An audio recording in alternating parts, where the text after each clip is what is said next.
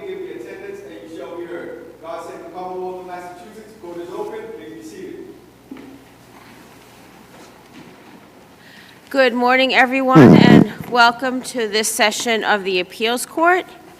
My name is Amy Blake, and I am pleased today to be joined by Justice Rachel Hershfang to my right and Justice Andrew D'Angelo to my left.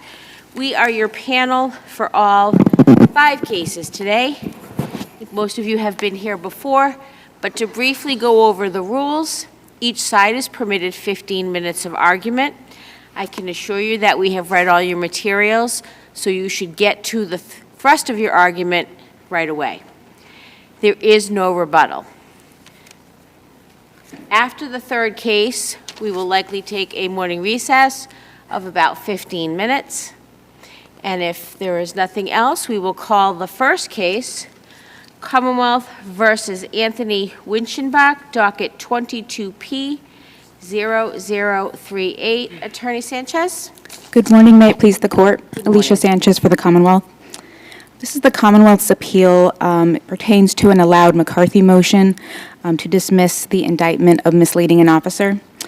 Our focus is on the misleading element of the charge. The issue is whether, in hiding evidence and staging the scene, all in an effort to divert attention away from him, the defendant intended to create a false misrepresentation, a false impression in the minds of the officers that he was not involved in the deaths of his fiancée, Miss Rachel Golaski, and their unborn child. Is this because of his conduct as compared to his words? It's actually both. It has to do with, I'd like to focus on the conduct here. Well, let me just ask you briefly about the words, because if the police knew that what he was saying was not true as to his words, how is that misleading under the statute? Well, we're not focusing, the statute doesn't require that we focus on the false statements here where everything began with his conduct, and the false statements later on, which could be contradicted by evidence, really showed his intent to continue misleading the police. Here, the defendant engaged in deliberate and calculated acts that were in the early stages of the investigation that did at times send the police down the wrong paths. If I could focus on this is the potential manslaughter case, and there's questions not just who's involved, but there's questions of who's the source of the drugs, who administered the drugs to Ms. Golaski. When you say it's a potential manslaughter case, at the time of the investigation, not now, he's not been indicted for manslaughter. He has not at this time been indicted for manslaughter. But to be clear, a defendant can mislead the police in an investigation before that investigation even begins. And so just to focus on the 3 acts that happened in the hotel room. First, the defendant hid evidence in a trash can and then ultimately moved that under the spare tire of Ms. Golaski's car. Then he after having removed all that evidence, left 1 needle next to Ms. Golaski's body. And then knowing that she was deceased, called her phone and texted her, "I love you, I'm going out fishing." I want to focus on, while all these acts are misleading, the act of moving that trash, moving the bagged evidence into the trash can led the police down the wrong path at a point where, after having, in that early stage of the investigation, they eventually watched the surveillance video, saw him going in and out to the trash can with a towel covering the bags. And at the time, they might have inferred that he was hiding evidence, but when they testified before the grand jury, they testified that they didn't know what he was doing because it can be inferred through the transcripts that when they went to the garbage can, there was nothing there. That's that record, the impounded record appendix of the Commonwealth, pages 156. Didn't they find the trash bag in the wheel well of his car? So not until eventually, it's not clear in the record that they actually found that, but in the record, on the day after the incident, the police have to ask the defendant, so what were you doing at the garbage can, because we couldn't see, what were you doing? And he says, oh, I had moved bagged evidence into the trash can, realizing you guys might find it. I then decided to move everything to the underneath the spare tire. It's underneath the spare tire of Miss Glasky's car. And the investigators say, so are we going to find everything under that tire? And he replies, yes. And to me, well, based on the case law, that's misleading the police, because they're sending him, he succeeded in sending them down the wrong path in trying to first, try to discover if where's the evidence. It's not in the trash can. They've been misled right there. I need you to break this down for me. What part is misleading? That he put trash in the trash? He tried to mislead the police by hiding the evidence in order to divert attention away from him, in order to create the false impression. Those are big statements and big conclusions. I really need you to get specific, because my understanding from your brief is that he was trying to make it look like she OD'd. So he tried to remove a large amount of drug paraphernalia that would be inconsistent with him having been involved and being consistent with her personal use. Thought he'd only left one syringe, and they ultimately find 3 in the room. What is it that's in the trash that you say misled? What did the police finally recover? So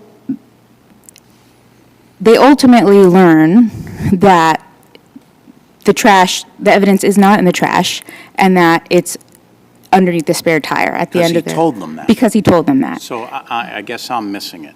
Are you saying that he misled them before he even spoke to them because of his actions? He misled them. Is there any case law that suggests that a defendant who does something prior to any involvement with the police whatsoever can then be charged with misleading the police based on his conduct before the police are even involved?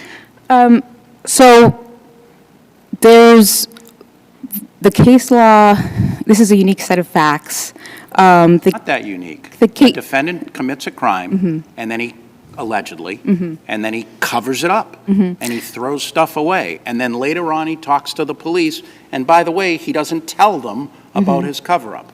That's not that unusual in a criminal case, and I've never seen anybody charged with misleading the police based on cover-up stuff.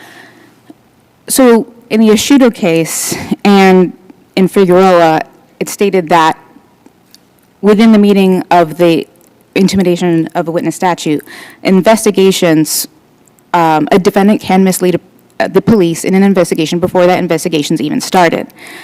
Here, the defendant, right after Ms. Glasky passed away, did these acts intentionally to send the police off course,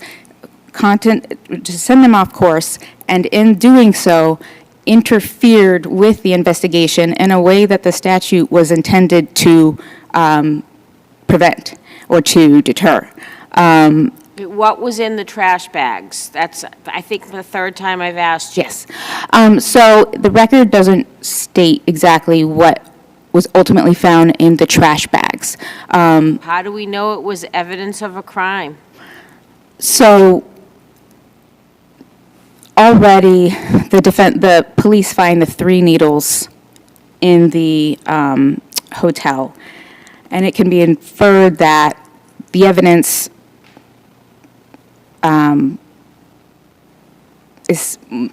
may ultimately have been found underneath the spare tire. But these acts, were all intended to divert attention away from him in a way that did lead the police down the wrong paths, because they had to now investigate what exactly happened in this room, where they had to now ask EMT and they had to ask the hotel staff. They wouldn't have done that? They in a homicide investigation, they wouldn't have done those things? Had he left the evidence in the room, or at least told the truth, the police wouldn't have been sent on a wild goose chase, to use the proverbial term in the case law, to have to find out what exactly happened at this scene and have to go into, they would have at least had the evidence, all of the evidence in front of them, and would have at least, had a more direct path into knowing exactly what might have happened. And so, Sometimes I look at the big picture when I'm trying to figure out what we're going to do with cases. The way you're arguing, it seems to me that any time a criminal defendant covers up a crime, anytime, that person could later on be charged with misleading a police officer. Is that your position?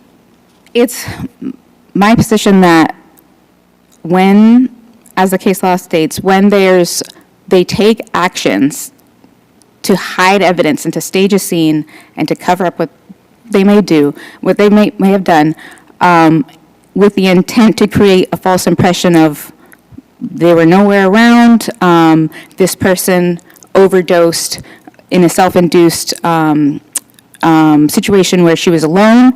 When they walked into that room, they could have reasonably come to that conclusion. And then,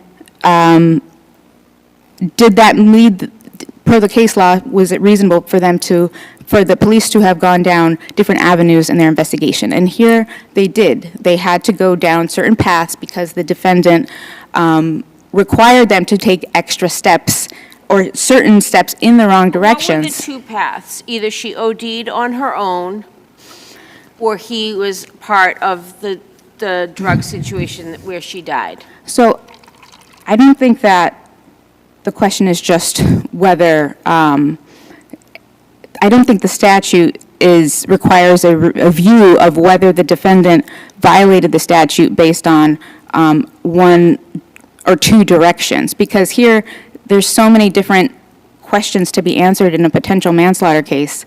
Well, I don't disagree, right? You have a dead pregnant woman. They're going to investigate. And I think that was the point Justice D'Angelo was trying to make. But you're giving us conclusions. You said one thing just now, which is staging the crime scene. And I'm interested in that argument because that's different than not telling the police about the trash or moving the trash. So is your view of staging the crime scene that he moved her body? I don't think the moving of the body is so much important as the fact that he moved evidence and left one needle next to her body and then texted. Evidence that we don't know what was in the trash. He Said it was a spoon and the other stuff she used to shoot. Yes. So was it in the trash? I can't say based on the record that was ultimately found. So he might have lied about that. He might have lied about that, but the police did go into the trash, and it can be inferred from the record that they never found anything. So they're on a wild goose chase to find where did this evidence go. He tampered with a scene in which a woman overdosed, and there's so many questions to be found. And then later... Other cites Paquette, and that's a sufficiency case, and I'm going to talk with him about that case. But what is your best probable cause case? So there's multiple cases. The probable cause case... Give me your home run case, Okay. number one case. Okay.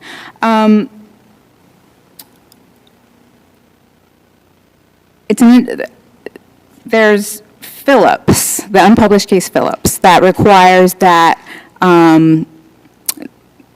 that's where the defendant was found to have possibly misled the police, where he could have truncated the investigation. And that's essentially what the defendant was trying to do here, truncate the investigation. Published? That's unpublished. Then there's And those- areas... I know it was unpublished, but those are things he did after the police were involved. After not the police before. were involved, yes. And then there's Arias, which shows that where the police could have investigated a fake party that the defendant made up. They could have gone down that path. They ultimately didn't, but they could have. And then there's the Tejeda case, which ultimately, where the defendant swallowed a bag of heroin, and that was found to not be misleading, but still, that's an act that was analyzed underneath the misleading statute. Well, I want to talk to you for a minute about Tejeda and Paquette and this reasonably could mislead language, which I didn't get right, but it's something like that in Paquette. You keep talking about the fact that what he did mislead the police. Is it your understanding that the law requires that it actually have misled them? The law is very clear that that the defendant does not actually have to mislead. Okay, and so going from that, then, how much does it matter what the police know at the time this is happening? So both of my colleagues have said, before the police come, what he does, right? The police know nothing before they arrive. They know nothing. By the time they interview the defendant in this case, they actually know a fair amount. Assume for the moment that things happen differently. They get a call, there's a dead woman in the room, they come to the motel. At that moment, they encounter the defendant in his truck about to leave. They know that he's the person who is sharing the room with her. Before they even go to the room, they stop him and they start asking him questions. Has he misled them at that point? If all he's done is leave? Yes.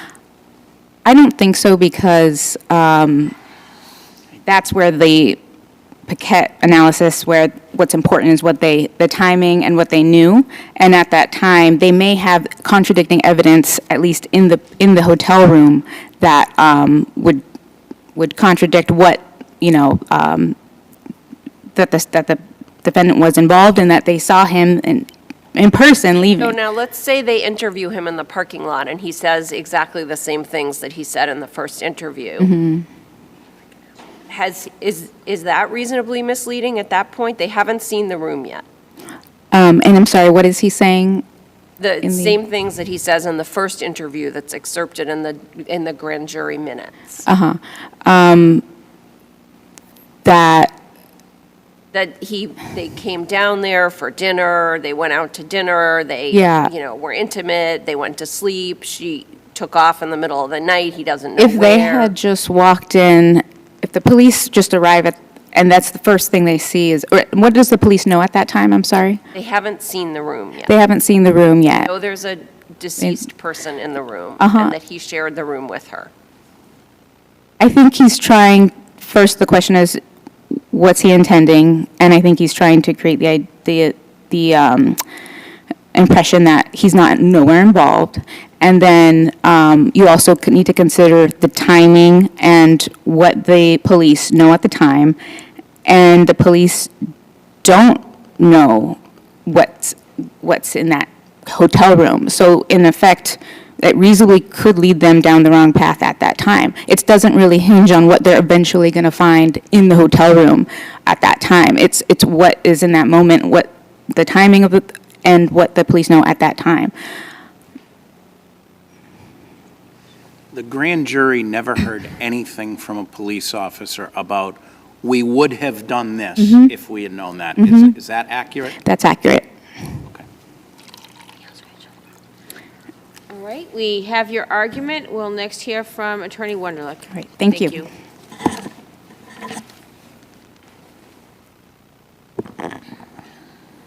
May it please the court, Brent Wunderlich on behalf of Anthony Winchenbach. I would submit to you that the trial court got this right when they properly allowed the defendant's motion to dismiss on this case, reaching the conclusion that the police were not reasonably misled to where they would materially change the course of their investigation based off of acts that certainly were deceptive on Mr. Winchenbach's part. We're conceding that both the acts that he took as well as the statements that he made to the police were deceiving. Certainly were done in an attempt to minimize his involvement, whether criminally, morally, so forth. But they were done in a way, so I can see that. At some point, did he say he was afraid he was going to be charged with murder? There was a reference in the towards the end of the transcript where he did allude that, and he certainly was questioning the officers multiple times. What are you charging me? This is murder. This wasn't murder. So on and so forth. But he did certainly suggest that maybe was on his mind. I would would concede that. With respect to his statements, I'll start there, because I think If it's. I can interrupt you, because I think the panel has some questions. Sure. I interrupted them. We all interrupted each other. It's a lively bench. I want to ask you the same question that I asked Attorney Sanchez, because one thing that I am troubled by in the law, the way this law is being read, is that it seems to depend a lot on what the actual officers knew at the time. So the law that has been interpreted could reasonably mislead seems to be kind of sliding into, but it didn't actually mislead these officers based on what they knew at the time. So I want to start with, the same hypothetical. They arrive at the parking lot. They know he's been in the room with her. They know she's passed away. He tells them what he told them when they first interviewed him, but they don't know what they're going to find in the room. In your view, is that a violation? I would suggest that if they had spoken with him very early on in the investigation, within maybe a short period of time after finding Ms. Glasky's body, we probably wouldn't be here. I would submit, because I think that would be misleading under the statute. That I think the cases are pretty clear. If you look at some of the Paquette, they try to distinguish between two interviews based Right. off of the time. And so in this case, by the time Mr. Winchenbach is brought into the police barracks is interviewed for those 3 hours, the police have done an extensive amount of work, and it comes in, it's not, they don't, in the grand jury, have police officers, get up there and say, oh, this is what we did at a timeline. So you have to parse through the transcript of the interview with Mr. Winchenbach to be able to understand what they did do, which is a little unusual, but I mean, it's easy enough because they tell them, this isn't just, I don't think there's an argument that the police were just, saying this to try to get him to confess or anything like that. I mean, it was very clear they were very specific as to what, the surveillance video they saw, what was on the video, the individual people that they interviewed. Excuse me, and this is over a 36 to 48 hour window. And so I think just to sort of try to tie that up, in your view, the lesson of Paquette is, even though the language says whether a statement is misleading for purposes of Section 13B depends on whether it reasonably could lead investigators to pursue a course of investigation materially different from the course they otherwise would have pursued, that kind of has been interpreted as, but did it? Because under the circumstances, what the investigators knew, taking Paquette as an example, right? First interview, they suspect he was in the room when the fight broke out, but they're not really sure. Second interview, they've talked to a ton more witnesses. They know he was there. First time, they could have been misled. Second time, not so much. Right. I do believe that, what they know then meets that, what would a reasonable, police officer do, what would be likely to change the investigation. So I do think that certainly when it comes to these statements during the course of the investigation, what they know at the time does matter because it speaks to the reasonableness of whether or not they would have changed their investigation. So in a criminal case, usually what we're focusing on, among other things, is the alleged criminal's state of mind, right? Mens rea. Did the person have the necessary criminal intent to commit the crime? Here, I think it sounds to me like that's not really very important, because he could have all the intent in the world, but because the investigators are lucky or good or they're further along in their investigation, if he fails, no crime. Right. Well, I think I would disagree. I think there has to be an intent, but there's whether it materially or reasonably would affect the investigations is a separate element. So you would have to have the intent to mislead. So I'm suggesting that both are true, essentially, that he would have to have the intent to mislead, and for purposes of this motion to dismiss, I'm not contesting that. I think there's enough inferences in the grand jury minutes and the test statements made by Mr. Winchenbach to the police that there was some intent to deceive or minimize his involvement. But I would suggest that the Paquette and some of the other cases would suggest that it takes more than just that. It's not just that he was trying to do that, that there is a separate element that it had to have reasonably changed the course of an investigation. What I would submit to this court, and this goes back more to some of the acts he did, the police were never misled or could have been misled, because right from the onset, they make an observation that the body was in a position that was... Hold on a second. I think you've got to parse out the defendant's statements a little bit. He makes a statement at some point where he admits that he goes to the garbage can and throws some stuff away, okay? Let's say the conversation stopped right there. Couldn't that reasonably have misled the police by not going to the trunk of the victim's car? Because he said, I threw everything away in the garbage. So they say, okay, we accept that, we stop, we don't do anything further. It sends them sort of the opposite of not on a wild goose chase, they stop. But wouldn't that could reasonably have misled? By the time he's made that statement, they've already done all that work. Okay, but is that relevant under the case law? It could have reasonably misled. Isn't the statement, I threw everything away in the garbage can, couldn't that reasonably mislead them into saying, okay, we're going to go look in the garbage can. If we don't find anything, that's it. Oh, never mind, I put it in the trunk. Well, now they go on to the trunk. I mean, why isn't that fair? I would suggest that the standard is not just reasonably, but materially change the course of the investigation. Wouldn't that materially change the course of the I think investigation? at the time that he's making those statements, I don't think there's anything he could have said at this point that's going to materially change the course of the investigation. They were focused on him from the onset. They grabbed him from a Coast Guard boat. I mean, they had a lot of reasons to, by the time they interview him, he's not leaving. I think that, and they don't imply that. See, here's the problem. The way the grand jury minutes are, and I know this is certainly not the defendant's fault, I have no idea when they went to the trunk, if they went to the trunk, what was in the trunk. So again, I focus on, because that's what I'm supposed to, what was told to the grand jury, at least that we have in the record. And one of the things that's told to the grand jury is, I threw everything away in the garbage can. Okay, police say, good to go. Now they may know differently, but they don't tell him that. And then later on he goes, oh yeah, I didn't put it in the garbage can, I put it in the wheelbase of the car. I don't know whether they ever went to the wheelbase of the car before, after, during, I don't know.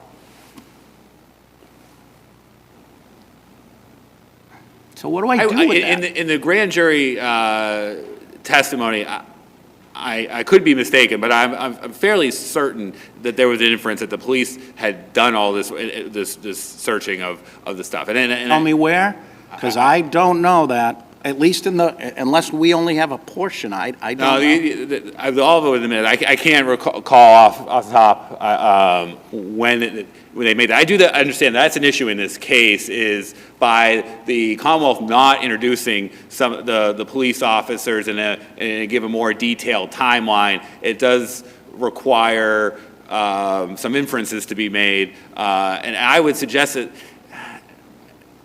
that there's no evidence that was presented to the grand jury that the police did anything in terms of searching vehicles, cars, trash, post speaking with Mr. Winchenbach. They make multiple statements to Mr. Winchenbach that they know he's lying. Now they had him sign a consent to search. What was the consent to search? They had him consent to search. I believe it was he had some belongings on him. I believe that there was a consent to search the belongings, although that's not clear on the record. That's, okay. Is it his phone?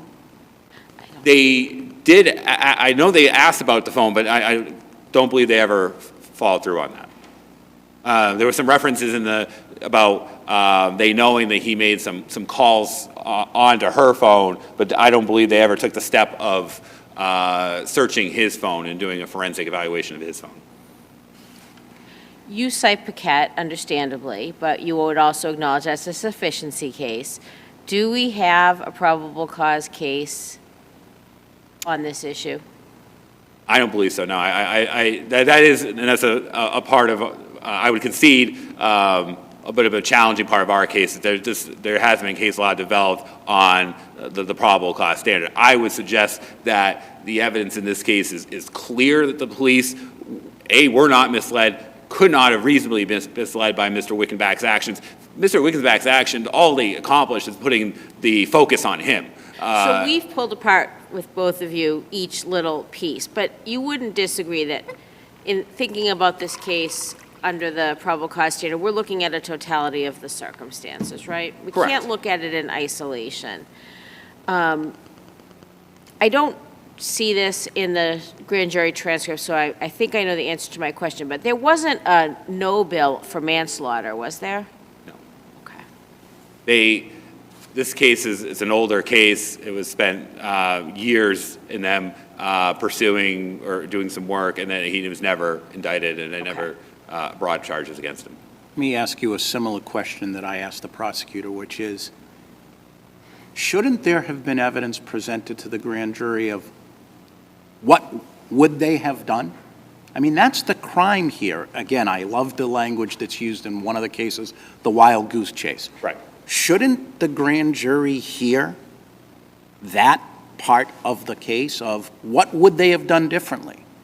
And was anything like that presented to the grand There jury? was nothing like that presented to the grand jury, and I would suggest or submit that the reason that there wasn't anything presented to the grand jury because it didn't happen. And if you look through the timeline of events, and I understand the problem is you trying to parse through multiple things, but if you look at the timing of the interview versus when the time that the police found Ms. Golaski, it's a very short period of time. Through the testimony in the grand jury, you know that the police had to make contact with the Coast Guard and get Mr. Winchenbach off of the Long Island Sound in order to do the police interview, all within 48 hours. I would suggest, while it doesn't directly say we were never pursuing a separate course of action, I think that the actions by the police speak louder than words to that respect. The police find Ms. Golaski in the hotel floor, and she's the way the body's positioned. It's clear that she's been moved post-mortem.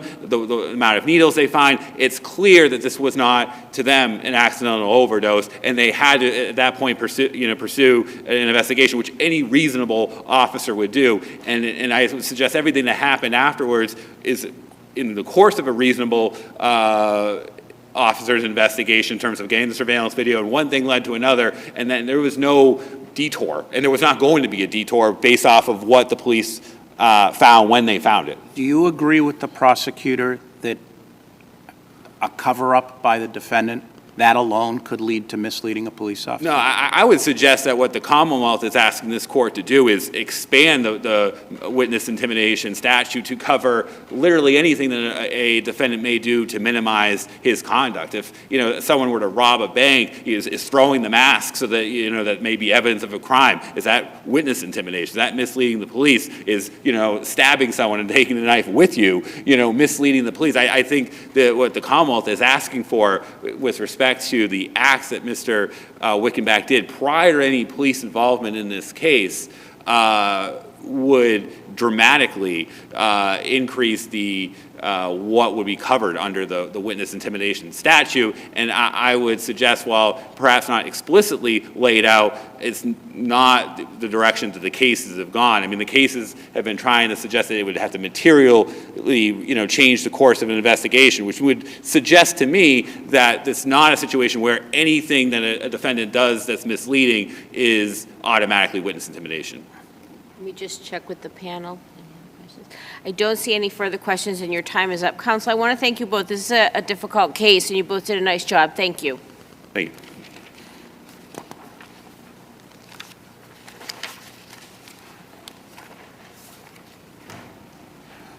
Are we good on this?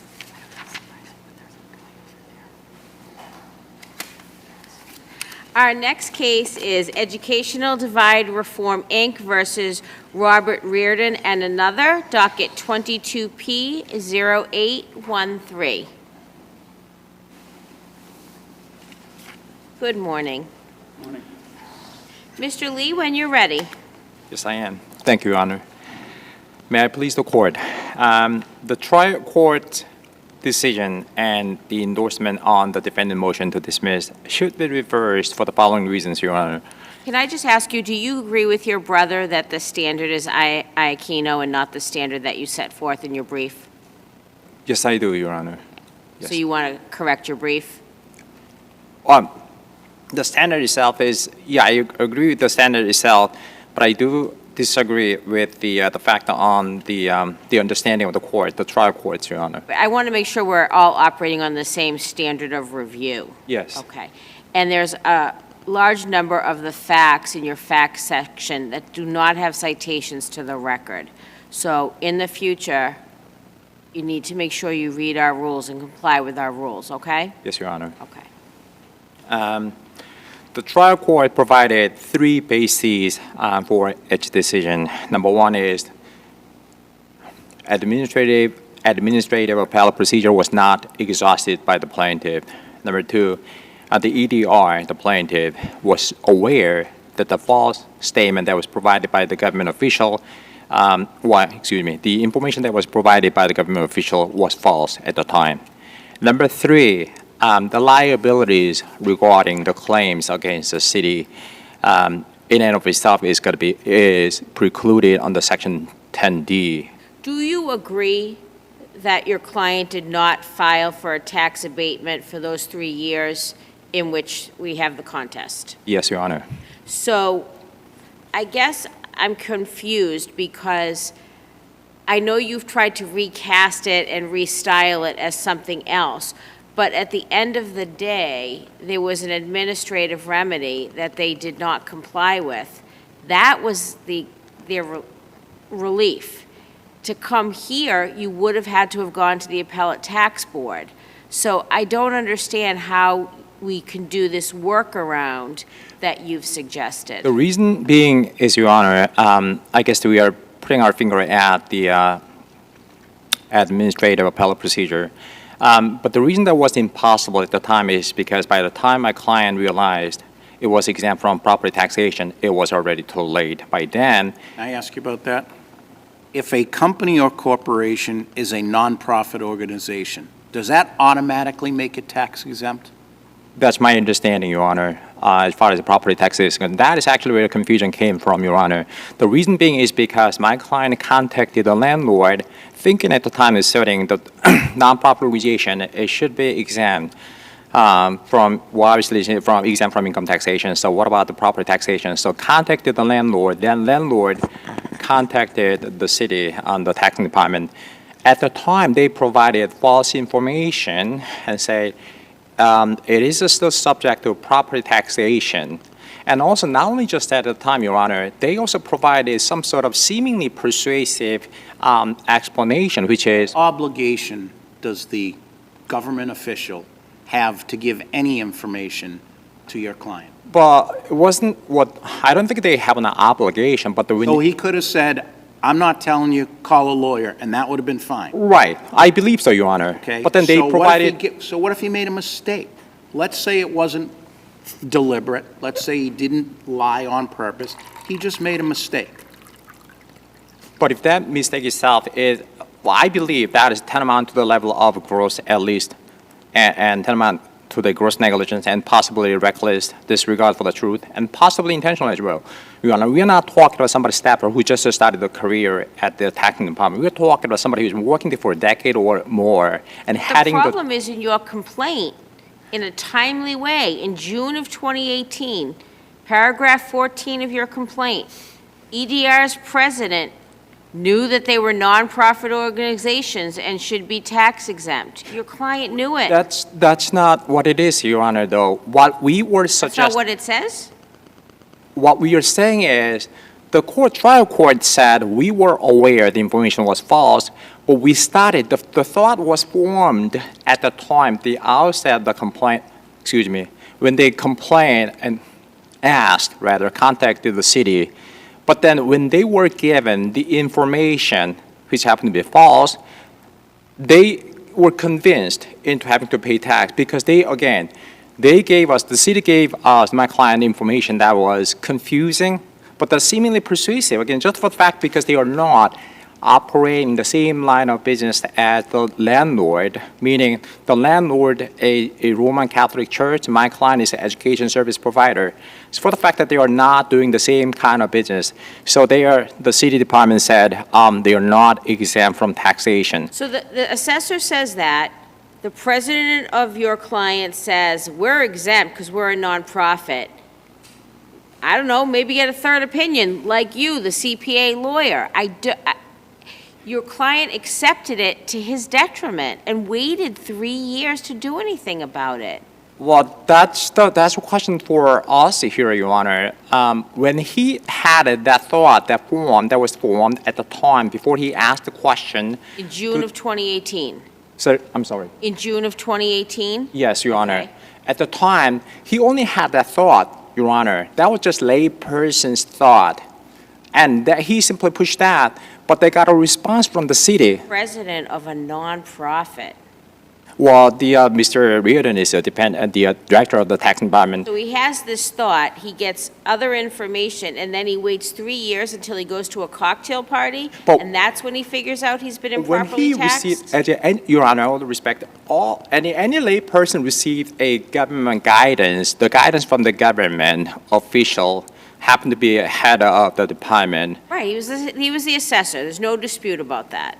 And if the IRS commissioner said you still have to pay income tax, though you are still a nonprofit organization, I think I would, as a lay person, if I am, I would accept that response, Your Honor. So what is your best case for being able to proceed now without exhausting your administrative remedies? We believe this is a misrepresentation. So what's your best case? We couldn't What find it. case am I going to read that says, you know what, he's right? Unfortunately, we could not find any case law in this matter, Your Honor, but I just can, if I may. Is there Your Honor. anything by analogy in the Yes, Your Honor. administrative law realm? What about this, Your Honor? Hypothetically, let's say I am as a layperson and taxpayer, and the government simply come and took the money out of my bank account without my authority, without my consent, without my authorization. They simply took the money from out of my bank account and said, this is a tax amount. I didn't realize that at the time because I didn't know. I don't check my bank statement every single day.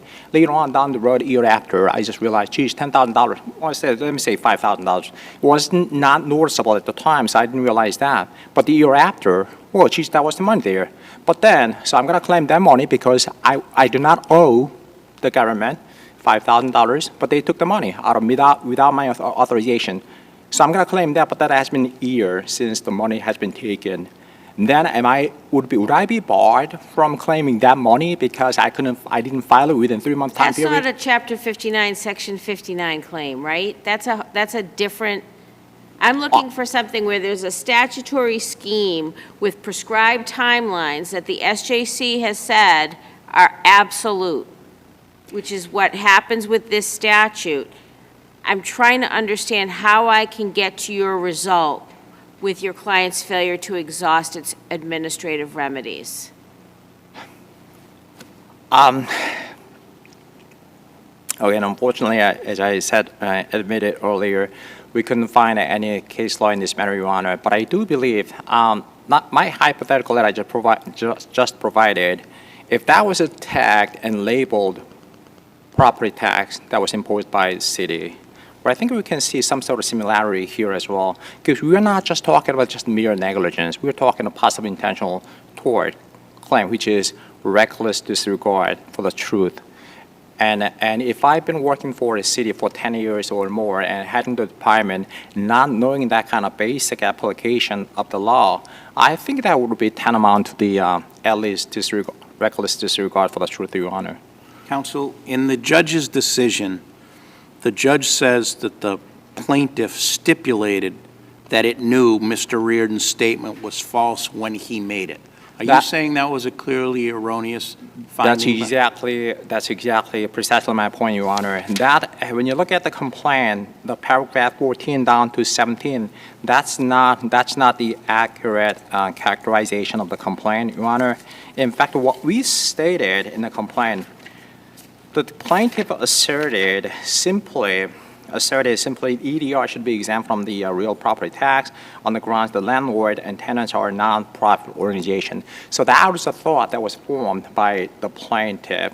But when they got a response from the city, they had a seemingly persuasive and reasonable explanation why my client is still subject to taxation. So what happened then? My client bought that argument and explanation from the city, and he was convinced into having to pay tax, and he did, as a law-abiding citizen. And here's the thing, Your Honor, that I got really frustrated. Well, my client was really frustrated. If we go to appellate tax board, they're not going to hear the case because they have no jurisdiction, because the window has been shut down. You only have 3-month time period. You can file the application for the abatement. Obviously, by the time he realized he doesn't have to pay tax, it's been already 3 years. He paid already 2018, 19, 2020. If he go to a superior court, then superior court thinks that this case does not belong there. Where is the justice? Where can he go? He didn't have to pay in the first place. If this honorable court affirmed the decision of the trial court, what kind of message are we sending to the taxpayers? I think the message is that when a statutory scheme says you have a certain amount of time to appeal your tax assessment, you have a certain amount of time to appeal your tax assessment. I understand, Your Honor, but that is, as a lawyer, as an accountant, yes, we should have known that, and people would have known that.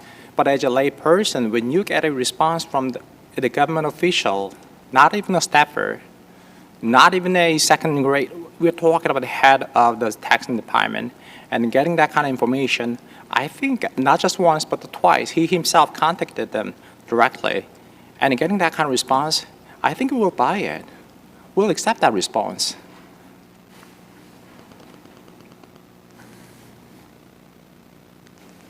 You still have time.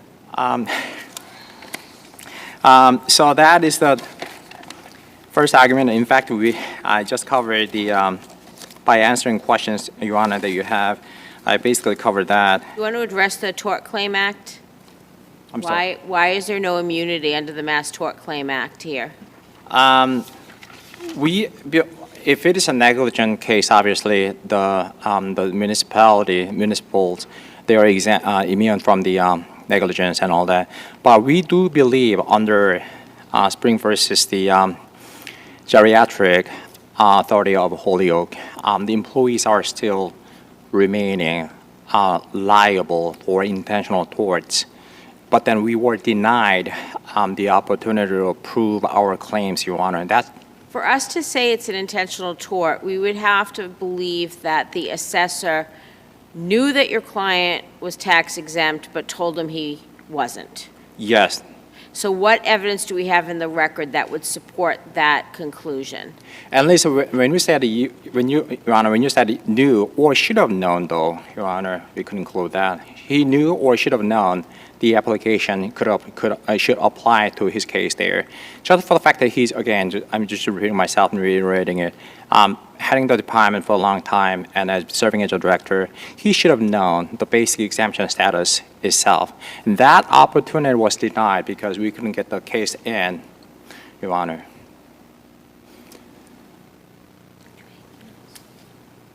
I think we understand your arguments. Thank you very much, counsel. Thank you. Thank you, Your Honor. Sure, I'm going to mispronounce this. Attorney Lepionka? Lepionka. I tried. You did well. Members of the panel, may it please the court, good morning. My name is Franciscus Lepionka on behalf of the City of Cambridge and Robert Reardon. I think the best way to start is to answer a couple of the questions that were asked to my brother.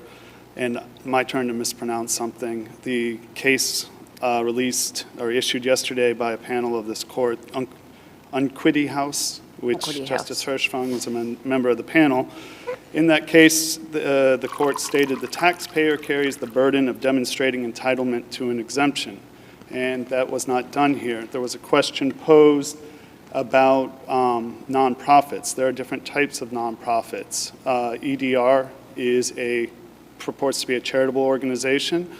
The Roman Catholic Archdiocese of Boston, which owns the property where EDR leased space, is a religious organization.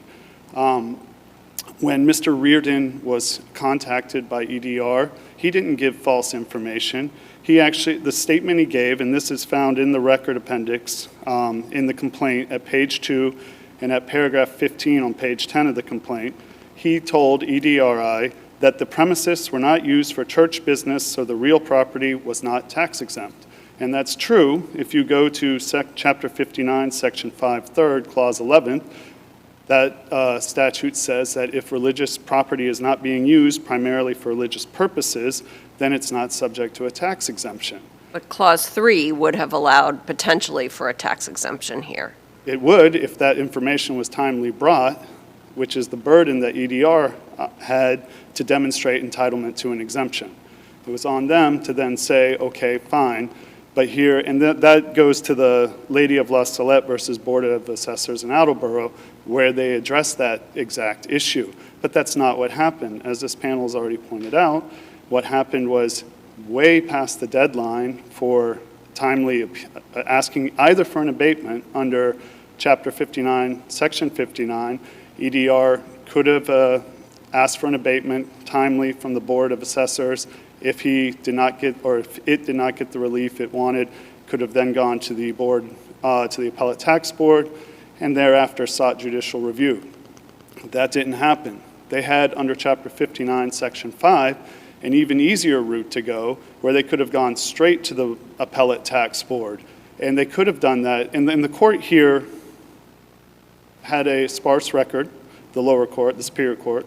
The best they could tell is they could make a determination that the tax bill was received in June of 2018, June of 2019, June of 2020. And the court then said, well, and under the most generous reading to EDR, you have 3 months in which to make a determination has been made that you are not exempt from tax. And under Section 5, you therefore have 90 days at the latest, and this applies as well to Section 59, till September 30th of each of those years in order to either seek an abatement or go directly to the Appellate Tax Board. It didn't happen. It wasn't until October 20th of 2020 that EDR reached out to the city formally and requested an abatement. Do you think this would be different if the assessor deliberately lied to the taxpayer? I don't think that would happen. Hypothetically, let's say it did happen. Okay. Hypothetically, I believe the Mass Torts Claims Act would still, because Section 10D of Chapter 258 is very clear.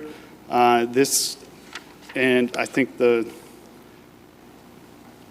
it clearly shields the city, and when it comes to collection of taxes, the city and its employees from any liability in the matter of collecting taxes. But again, that's not what happened here. Mr. Reardon did not give any false information. He gave a true statement of tax law, and it was on EDR at that point to follow up, which they eventually did, but too late. There is, I think, nothing can be said better to your point, Justice D'Angelo, than what this court previously stated in the Vining case, which is cited in our brief. In that case, this court explained that the language of General Law, Chapter 258, Section 10D is clear and unambiguous.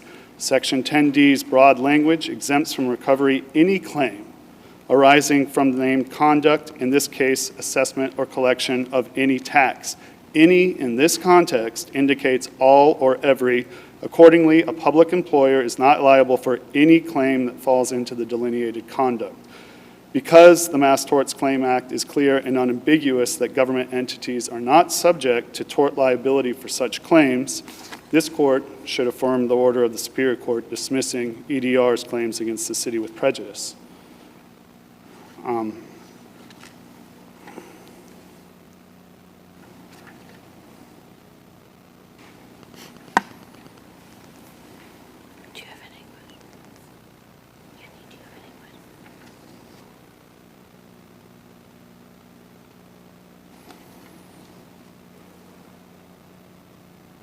And we would also argue that under Section 10A of the Mass Tort Claims Act, that any claim based upon an act or omission of a public employee, when such employee is exercising due care, which he was, Mr. Reardon was in this case, in the execution of any statute or any regulation of a public employer or any municipal order or bylaw, whether or not such statute, regulation, ordinance, or bylaw is valid. Here, Mr. Reardon, as the Chief Assessor for Cambridge, was exercising due care in the execution of the tax statutes when he allegedly discussed with EDR its tax exemption status. Furthermore, he was clearly acting within the scope of his duties because that's why he was contacted. He was contacted as the chief assessor about the tax questions.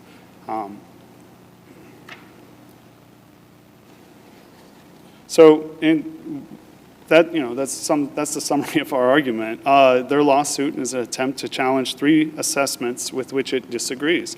And having failed to establish the black letter administrative prerequisites to pursue such a challenge, they now attempt to assert theories of liability sounding in tort. This attempt to circumvent the established statutory scheme for challenging assessments should be rejected by this court as it was by the Superior Court.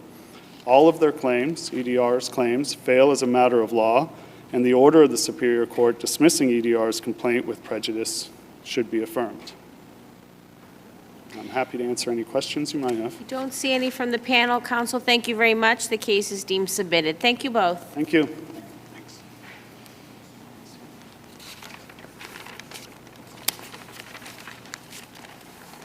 Our next case is 22P57. And I just want to remind counsel that this case is impounded, so no names, please.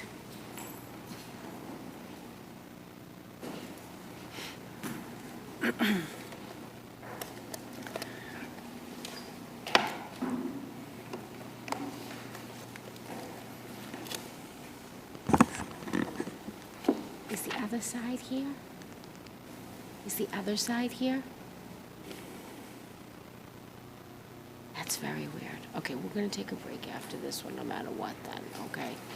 Thank you. Apologize, Attorney Nearing. You may proceed. May it please the court, my name is Ilse Nearing, and I represent MC. MC's case is not moot. The extension of an antipsychotic medication treatment order is repetitive and evades review because they must be extended at least annually at shorter intervals. And MC's issue will arise again.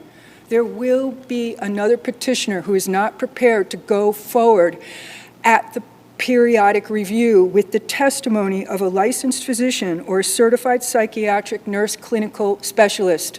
There will, like MC, there will be an IP who has a substantial change in their condition and circumstances, and like MC, will have given ample notice that she does not agree to proceed on documentary evidence. Can I ask you a question? You say in your brief that the appeal from the one-year order after the evidentiary hearing was noticed.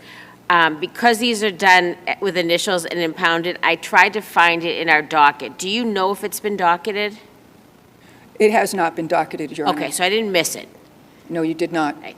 So, again, hypothetically, if we agreed with you and we vacated the 90-day order, what impact, if any, would that have on the subsequent order? I understand why you're saying it's not moot. I understand the capable of repetition, but I'm trying to think just in the context of your client as a practical matter. If we vacate this order, what happens to the next order?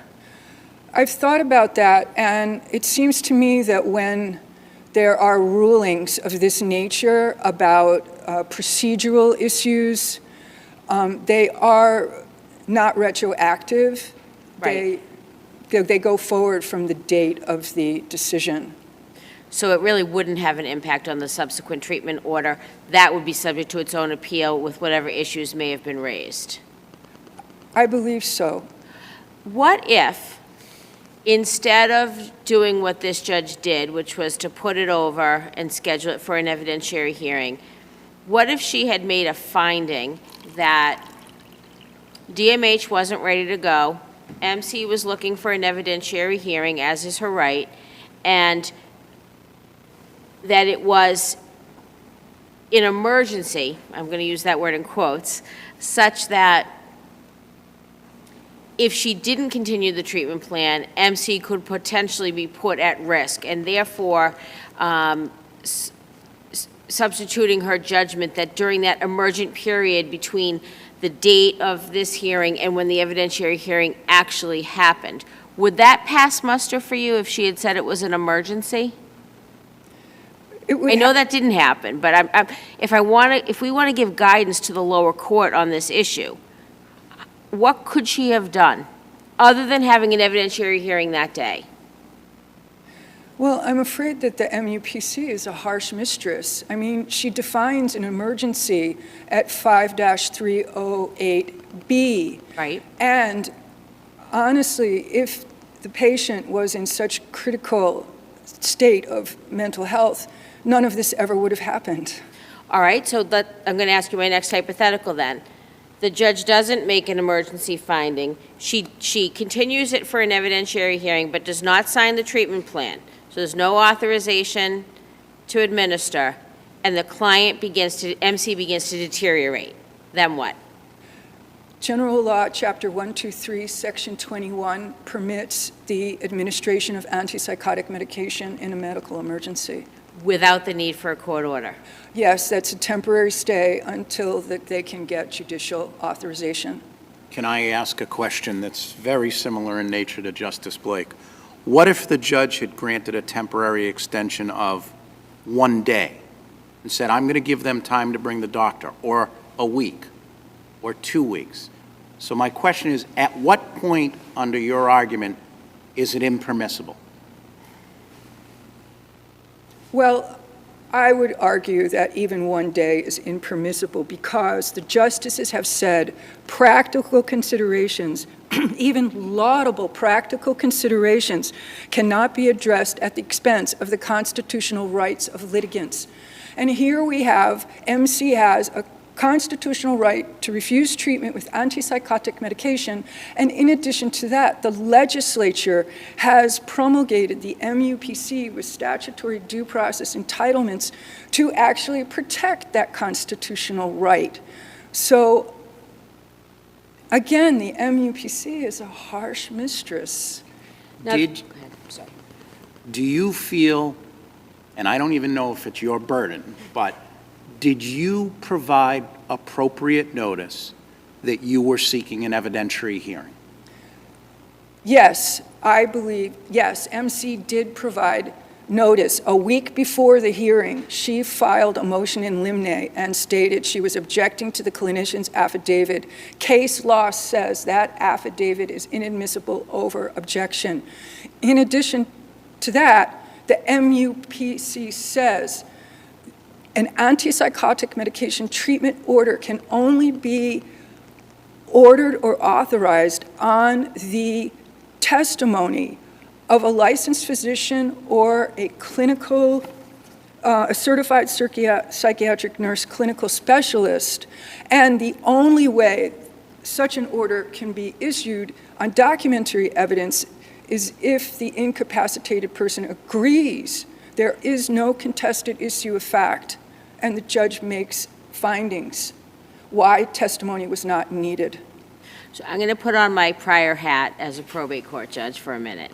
I beg your pardon? I'm going to put on my prior hat as a probate court judge for a minute. So I want to kind of get granular with you on this because I'm thinking about whether this case is moot or not, there are lessons in this case.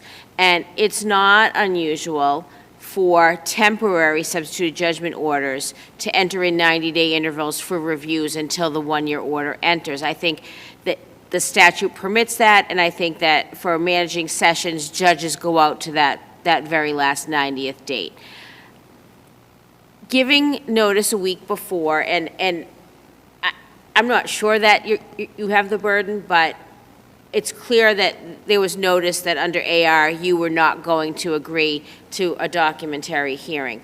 The reality of the session, though, in the probate and family court is there's no way you would have had an evidentiary hearing on a scheduled review date. And I know there's this whole discussion about a trial track. Let's forget about that language. I think that comes out of the Superior Court civil tracking orders. The reality is, in the probate court, you're not going to have an evidentiary hearing on the review date. So to Justice D'Angelo's question, well, I might not have put it out 90 days. Maybe I could have squeezed in a 2-hour evidentiary hearing 10 days out. You say that's not enough. I say that because the MUPC does not have a waiver clause. It does not say that at the periodic review, if the incapacitated person wants the testimony of these, that they must request an evidentiary hearing or give notice to the petitioner. And if they do not, that will be deemed a waiver of the statutory due process rights. I don't think she's waiving it. I think she's asserting it, and she's saying, I want an evidentiary hearing. I object to the treatment plan. That would not be my substituted judgment to take Abilify, right? That's what she's saying. But does she get to say, and I want my trial on this day? What do we do about court calendars and court congestion? It's not the same, but I think about those cases with speedy trial in the criminal court, and even court congestion can be a reason why the speedy trial clock doesn't tick. This was 90 days. It was probably too long. I would have tried to do it much sooner, but 10 days? Where's the line? The MUPC says a year in advance, the treatment order was set to terminate. The MUPC says that the order will... We already had an expiration date in this case. This was not the first annual review, right? It was not the first periodic review. She's entitled to, but your client waived her appearance for this hearing that's at issue. She doesn't have to testify. She may not want to testify for any number of reasons. Do we consider at all the fact that she didn't appear for this hearing as part of the question about whether or not her due process rights were violated? Because I think that's how you framed it, not as an abuse of discretion like the government frames it, but as a due process violation, right? I had the de novo standard view. So what do we do about the fact? How do we consider the fact that she chose not to be there? Can you demand under the code an evidentiary hearing and then choose not to be there? She was represented by her court-appointed counsel, and it was a civil matter, and Okay. that was not an issue. Was the monitor there? I beg your pardon? Was the monitor, the Rogers monitor there? The Guardian did not appear. There was a link, but she never It used was a it. Zoom hearing. Well, the attorneys were present in the courtroom, but the monitor was not by Zoom. She didn't appear for some unknown reason. How do you address the mootness issue in the context of a couple of cases out of the SJC, Nolan and FC, that talk about the issue of capable of review? Particularly FC says, person who has been wrongfully committed with an expired or terminated order that may no longer have effect should not necessarily be considered dismissed as moot, and it presents a classic example of issues that are capable of repetition yet evading review, which is what your argument is. But then it goes on to talk about the subsequent hearing, sort of, my words, not the SJC's words, but making up for the fact that there was a subsequent hearing, and therefore what happened at that preliminary stage, there wasn't a legal question. There wasn't any relief that the court could then give. I regret to inform the court that I'm not really fully versed That's with okay. that case because it deals with the Chapter 123. It is a commitments. 123, it is. So in Nolan, do you know Nolan? That was a guardianship out of the probate court, and the SJC said that in that case, it wasn't one that fell into the category of cases capable of repetition yet evading review, because her claims are, and this is where I think about your case, heavily dependent on the specific facts. Here, those specific facts are 90 days later, the judge entered, after an evidentiary hearing, a one-year order. Yes, there's been a notice of appeal filed, but that's the specific facts we have here. Trying to figure out how to get over that.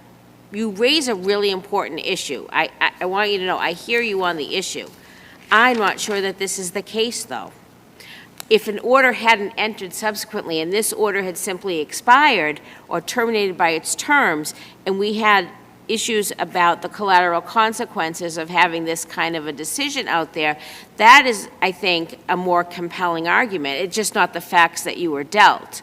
So I don't want you to think I don't hear what you're saying. I'm just trying to figure out, and I don't know what my fellow panelists think, but is this the right case to do it in?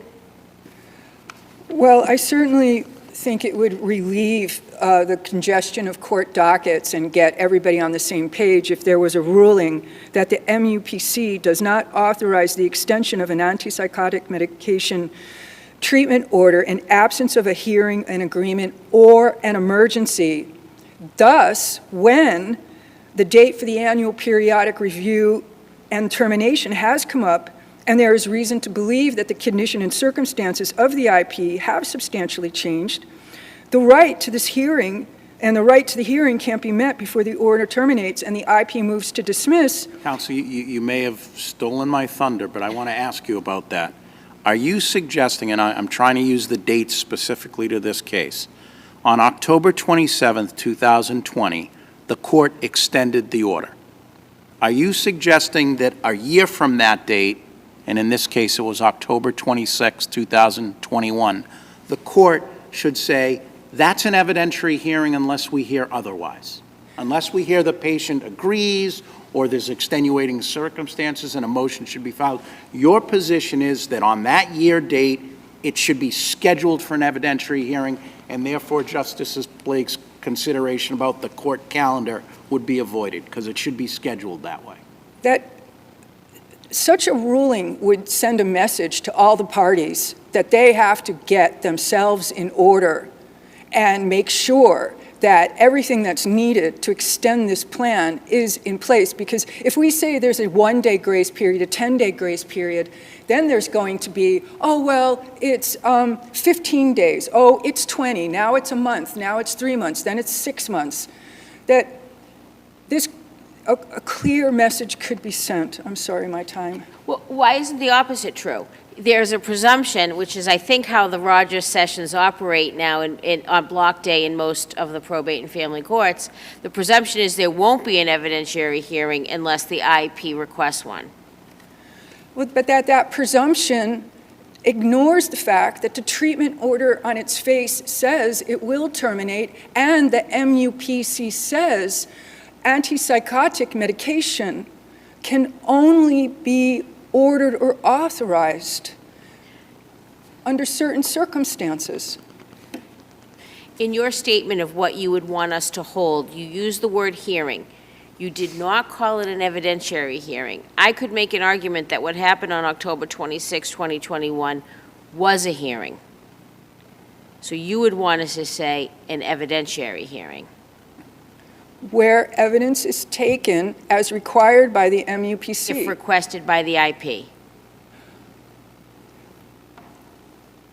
I think the burden is on all parties to make sure that everything is in place. And as I said before, the MUPC does not have a waiver clause.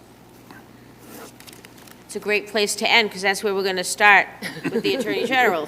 Thank you.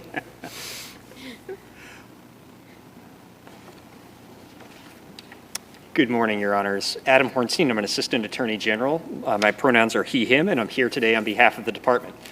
This is a case with potentially profound practical consequences. So let's talk about them, Your Honor. Well, first of all, I have to tell you, this is not an abuse of discretion case. I know you briefed it. I know you argue it. You're probably going to want to argue it this morning. Let's just assume I don't agree with you on that. Let's just jump right on it, And let's Your go Honor. to the practical. Let's do that. Attorney Nearing is making a very important point, and having sat in the Rogers session, most cases are uncontested.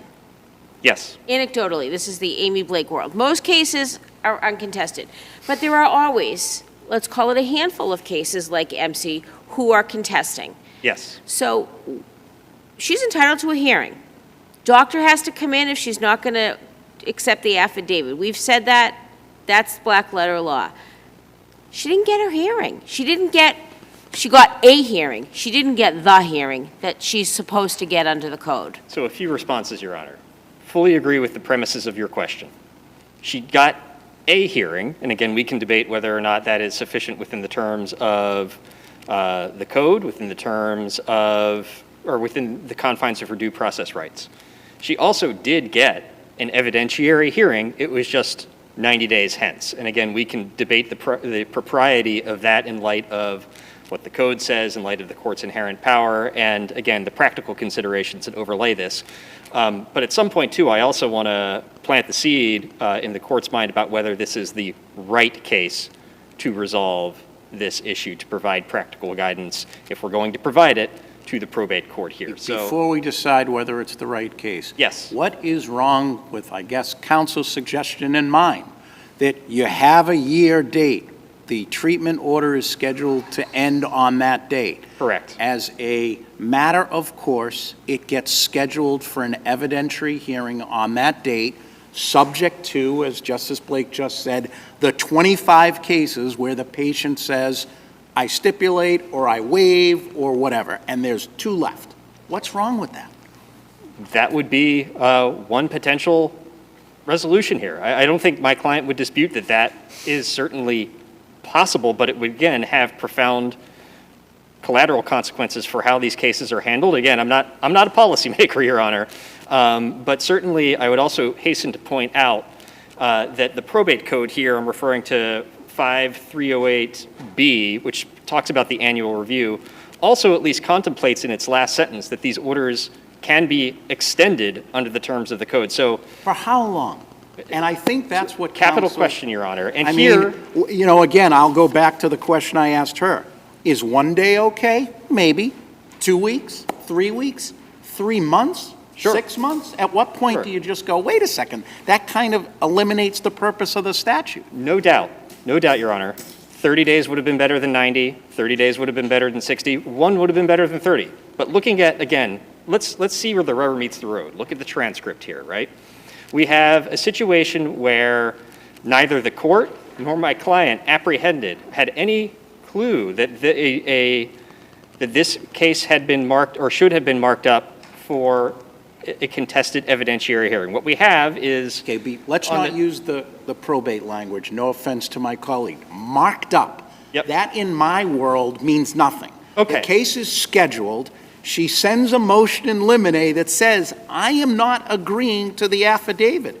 Yep. That's pretty good notice. So, as I understand it, how the practice works, and again, Justice Blake, please correct me if I misapprehend things. I'm very shy, you'll tell. I know, shrinking violets, all of us. My understanding is that there is, because the vast majority of these cases are in fact undisputed, that it gets just sent to the Rogers review session.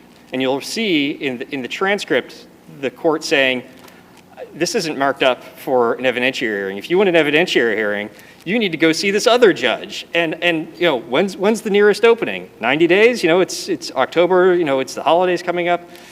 We can get you on Judge B's calendar in January. So let's do that for the evidentiary hearing.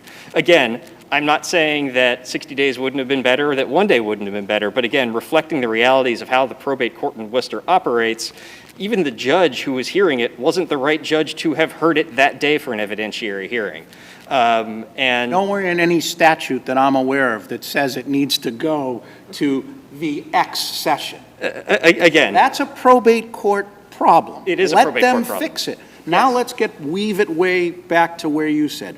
Why isn't this the right case for us to go, I don't care about the probate court standing orders, I don't care about scheduling. It says 1 year, unless there's those exceptions, means 1 year. Why isn't this the right case? Why isn't this the right case? I think Justice Blake was asking the right question, which is, what do cases like FC and Nolan say?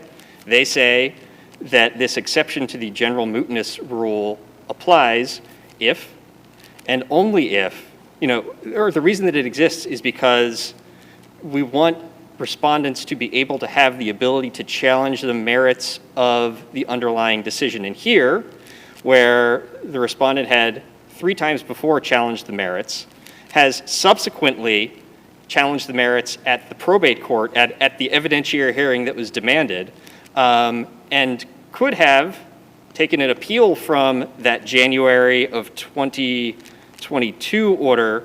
And again, the appeal was noticed. It has not been docketed. So we have to wait for somebody who maybe is not openly psychotic to have this order placed in 90 days, 60 days, and that's when it's going to be right.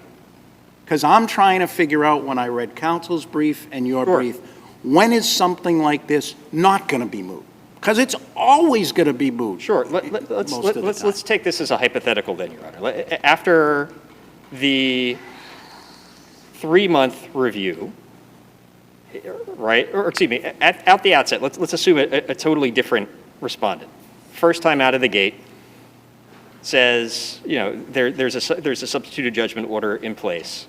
You know, no appeal is taken from that. But then a year later, you get the 3-month window. You get a 3-month. Oh, no one's here to hear that today. You get another 30 or, you know, 3-month extension.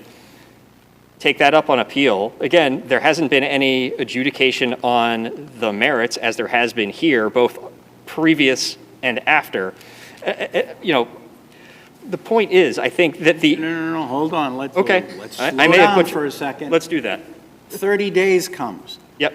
There's no way in the world, in our world, that case is getting heard by the appeals court within 30 days, 60 days, 90 days. So that patient is either going to be discharged or forcibly medicated.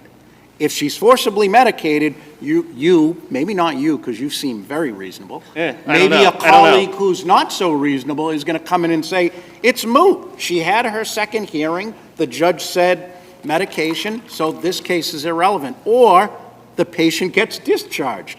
Your colleague's going to say, oh, it's moot. She got out. See, everything worked great.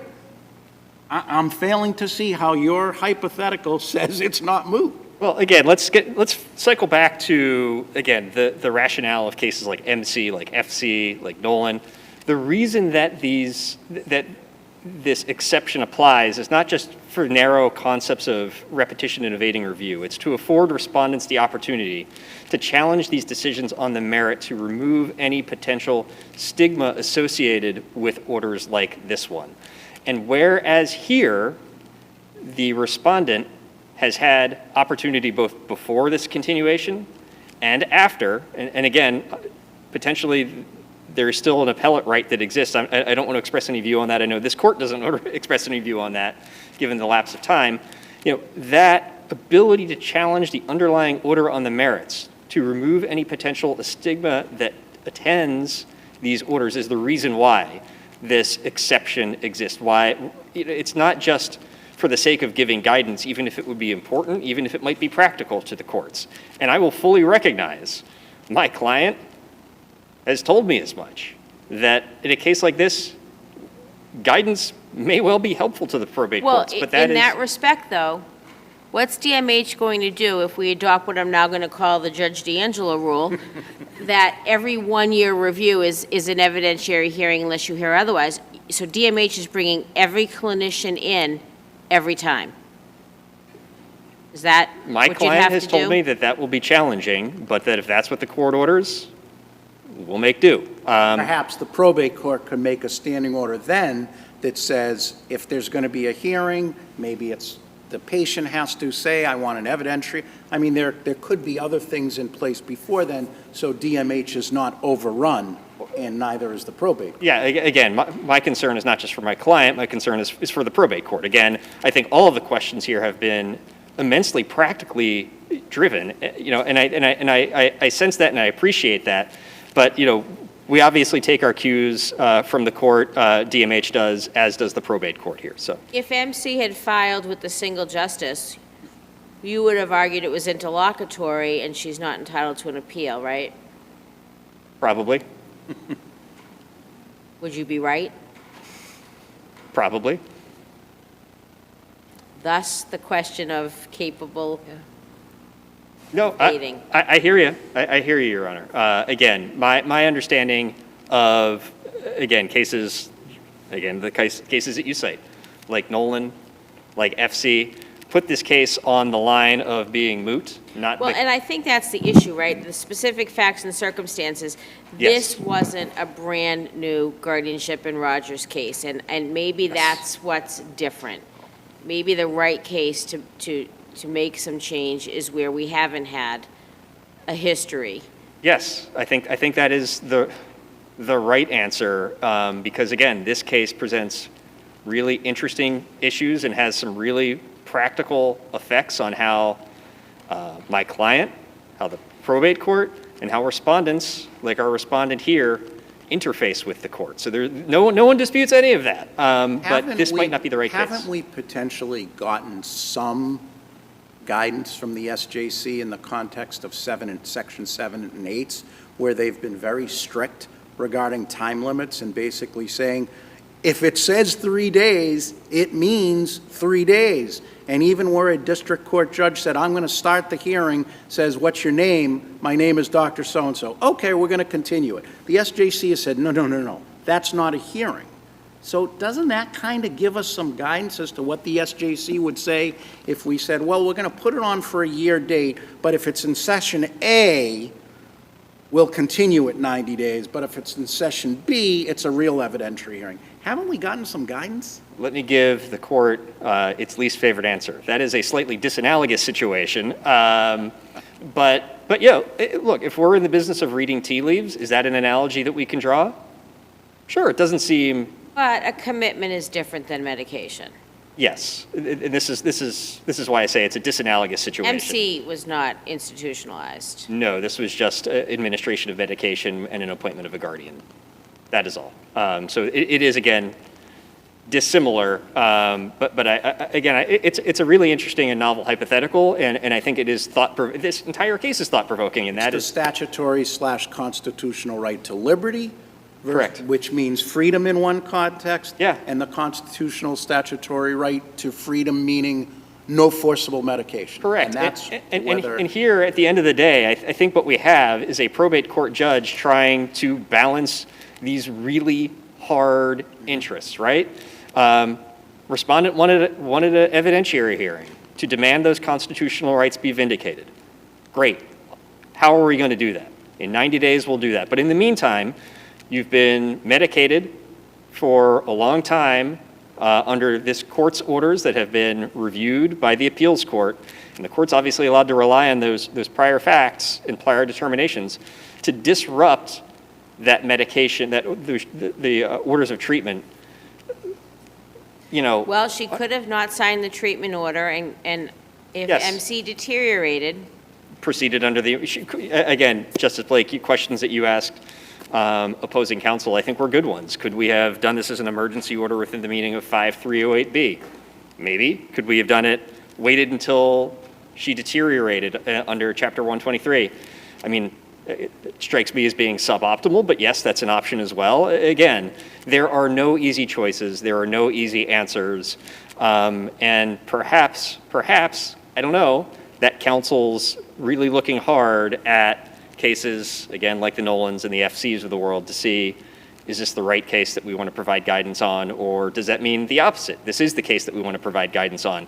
I will, seeing as my time is about to expire, submit that thorny and extraordinarily hard question to this court's kind consideration, unless your honors have any additional questions.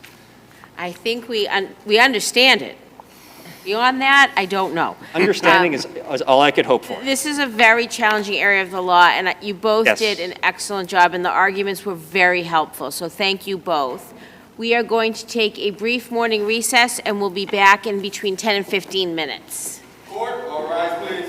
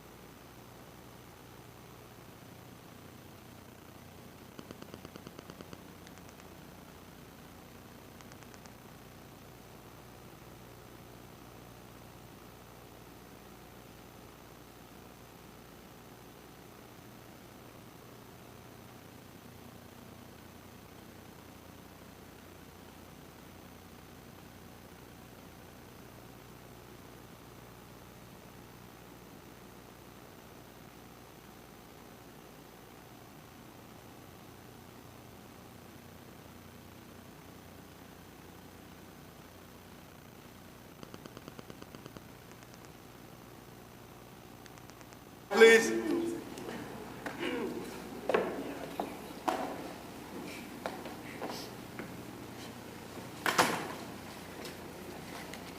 Court is open. Please be seated. All right, our next case is Nataline versus Nataline, docket 22P327. Before we start argument, I wanted to just note for the record that the court received what I would consider to be an ex parte communication from one of the parties who is represented by counsel, attaching things that are not part of the record. I'm going to enter an order at the clerk's office to strike that. That was wholly inappropriate. I will tell you that the justices did not review it, and I don't fault counsel. I represented clients, I understand that, but for the record, I want to be clear about that. So with that, Thank you. happy to hear your argument. I appreciate that. I actually called the clerk's office a day or two ago when I found out, so thank you. Good morning, Your Honor. Gordon Schultz for the appellant. I'm here today to ask that the court vacate the order which dismissed my client's petition and give her an opportunity to reestablish the relationship that we had with her two granddaughters before her son's death. At the least, I'm asking that you would provide her with a vehicle to do so in order that the court, return this to the court with an order that a guardian be appointed to investigate, vet the circumstances, make a report, all of the usual things that we generally do in the probate court to determine whether... Can I ask you a question about that? I saw the cases that you cite in support of the proposition that the court had the authority to support, to appoint a guardian ad litem. Do you have cases where that actually happened? Where a guardian was appointed in these circumstances? Sure, to look into? Yes, I think I recited in the brief 3 New Jersey cases. I would like to say that, I've always thought Massachusetts, and I think is an enlightened court, and over the years I've practiced, I've seen changes made. When I first got into this case, it was new to me. When I got up to speed, I saw a number of other states, including New Jersey and even Tennessee, that I thought, in my own personal view, perhaps were more enlightened in terms of where we stand here in Massachusetts now. The 3 cases that I cited in New Jersey, all with respect to the impact of the death of a parent, and by the way, I think you'll understand this, this is a case of first impression. For us, because I have found no case that addresses the issue of harm in the context of the death of a parent. Many other jurisdictions have done that, including New Jersey. I researched... I just want to make sure that seemed like a very elegant way of saying that there's not Massachusetts precedent for this. We're in with respect to that issue, we are, I won't say uncharted waters, because I would like to think that other jurisdictions have charted it, but we have not reached it. I think, by the way, just because I see this as such an important issue for the court, and happy that perhaps my client, not happy that she has suffered through what she has suffered through to get us to this point, but that this case may serve, if the court is inclined, to move the ball forward in an area that I think is tremendously important. In order to do this, given the children and all of that. In order to maybe do that, can you distinguish this from Frazier v. Frazier? How do we get around that? I'm sorry, How do we get around Frazier v. Frazier? The case that's cited by opposing counsel. I think there is enough here to get us over that rail. That's the posture that I have taken. All of the detailed facts that we have submitted to the court, I think, are enough. What is enough is going to be up to the 3 of you, because it's a de novo review. I think the facts are well beyond the 2 cases where visitation was declined. That was just a direct approach to asking for visitation, not the guardian. I see I guess what I'm trying to say to the court is, in a case like this, even if I say to you that I'm right on the cusp of those facts, I say to you that there's enough there, given what's at stake, the children, the relationship with the grandparent, the children, and what's in the best interest of the children, to at least give us the shot, give us the guardian, let the guardian go in and document the facts. These cases come up on affidavits, undocumented in certain cases. But let me ask you, so aren't we opening up a floodgate? So in every case where a grandparent says, I had a relationship, and on affidavit it will be harmful if the children don't have a relationship with me, we're going to have a GAL in every case? No, I'm going beyond that. I agree with that, and that's been the traditional opposition to doing that. I think what I'm asking the court to do is to properly conflate, in this case, the fact that we have a death of a parent. And to me, that changes everything. Because if you look at the other jurisdictions, they go that extra mile. Here, I made the point in the brief, I found it fascinating and very forthcoming in my mind, that Tennessee, in its statutes, and there are others, I just happen to pick that one because I had brief limitations on page, Tennessee creates a rebuttable presumption of harm to the child on the death of a parent. That really moves the ball forward. It does, but we're not in Tennessee. And I agree. The statute here creates a rebuttable presumption of fitness for the mother, and what flows from that is a presumption that the mother's decisions about child rearing are reasonable and in the best interest of the child. So dealing with the statute we have here, your client's first task is to rebut the presumption of fitness on behalf of the children's mother. Can you describe for us what in the record does that for us? Well, there are three issues that I pointed out with respect to the harm. I believe the issue of the dental work that was needed. I'm trying to remember. I know there were three. I read the brief this morning. But there were three that were cited. One was the there's the dental issue, therapy, and then there are the two incidents, one with each child that the grandmother thought were sufficiently egregious to report them to Correct. DCF, right? Yes. And then there was the fact that they're in therapy, that the kids are in therapy, and we don't. The kid's father has died. Well, that's right? my point. So That's precisely the point that I'm encouraging this court to take a look at, and how New Jersey, as just one jurisdiction, has rationalized that by saying that when you have that, their research and analysis supporting their decisions found that the absence of grandparent visitation have a tremendous impact on that. And we don't know. What we do know is those kids are in therapy. What we may presume fairly, New Jersey, if we were, and I agree, we're not New Jersey, but if we were, that, that's the kind of thing that we need a guardian, because there's been an absence of grandparent visitation now for, the pandemic, which changed the world, but let's call it 2 to 3 years, which is most unfortunate.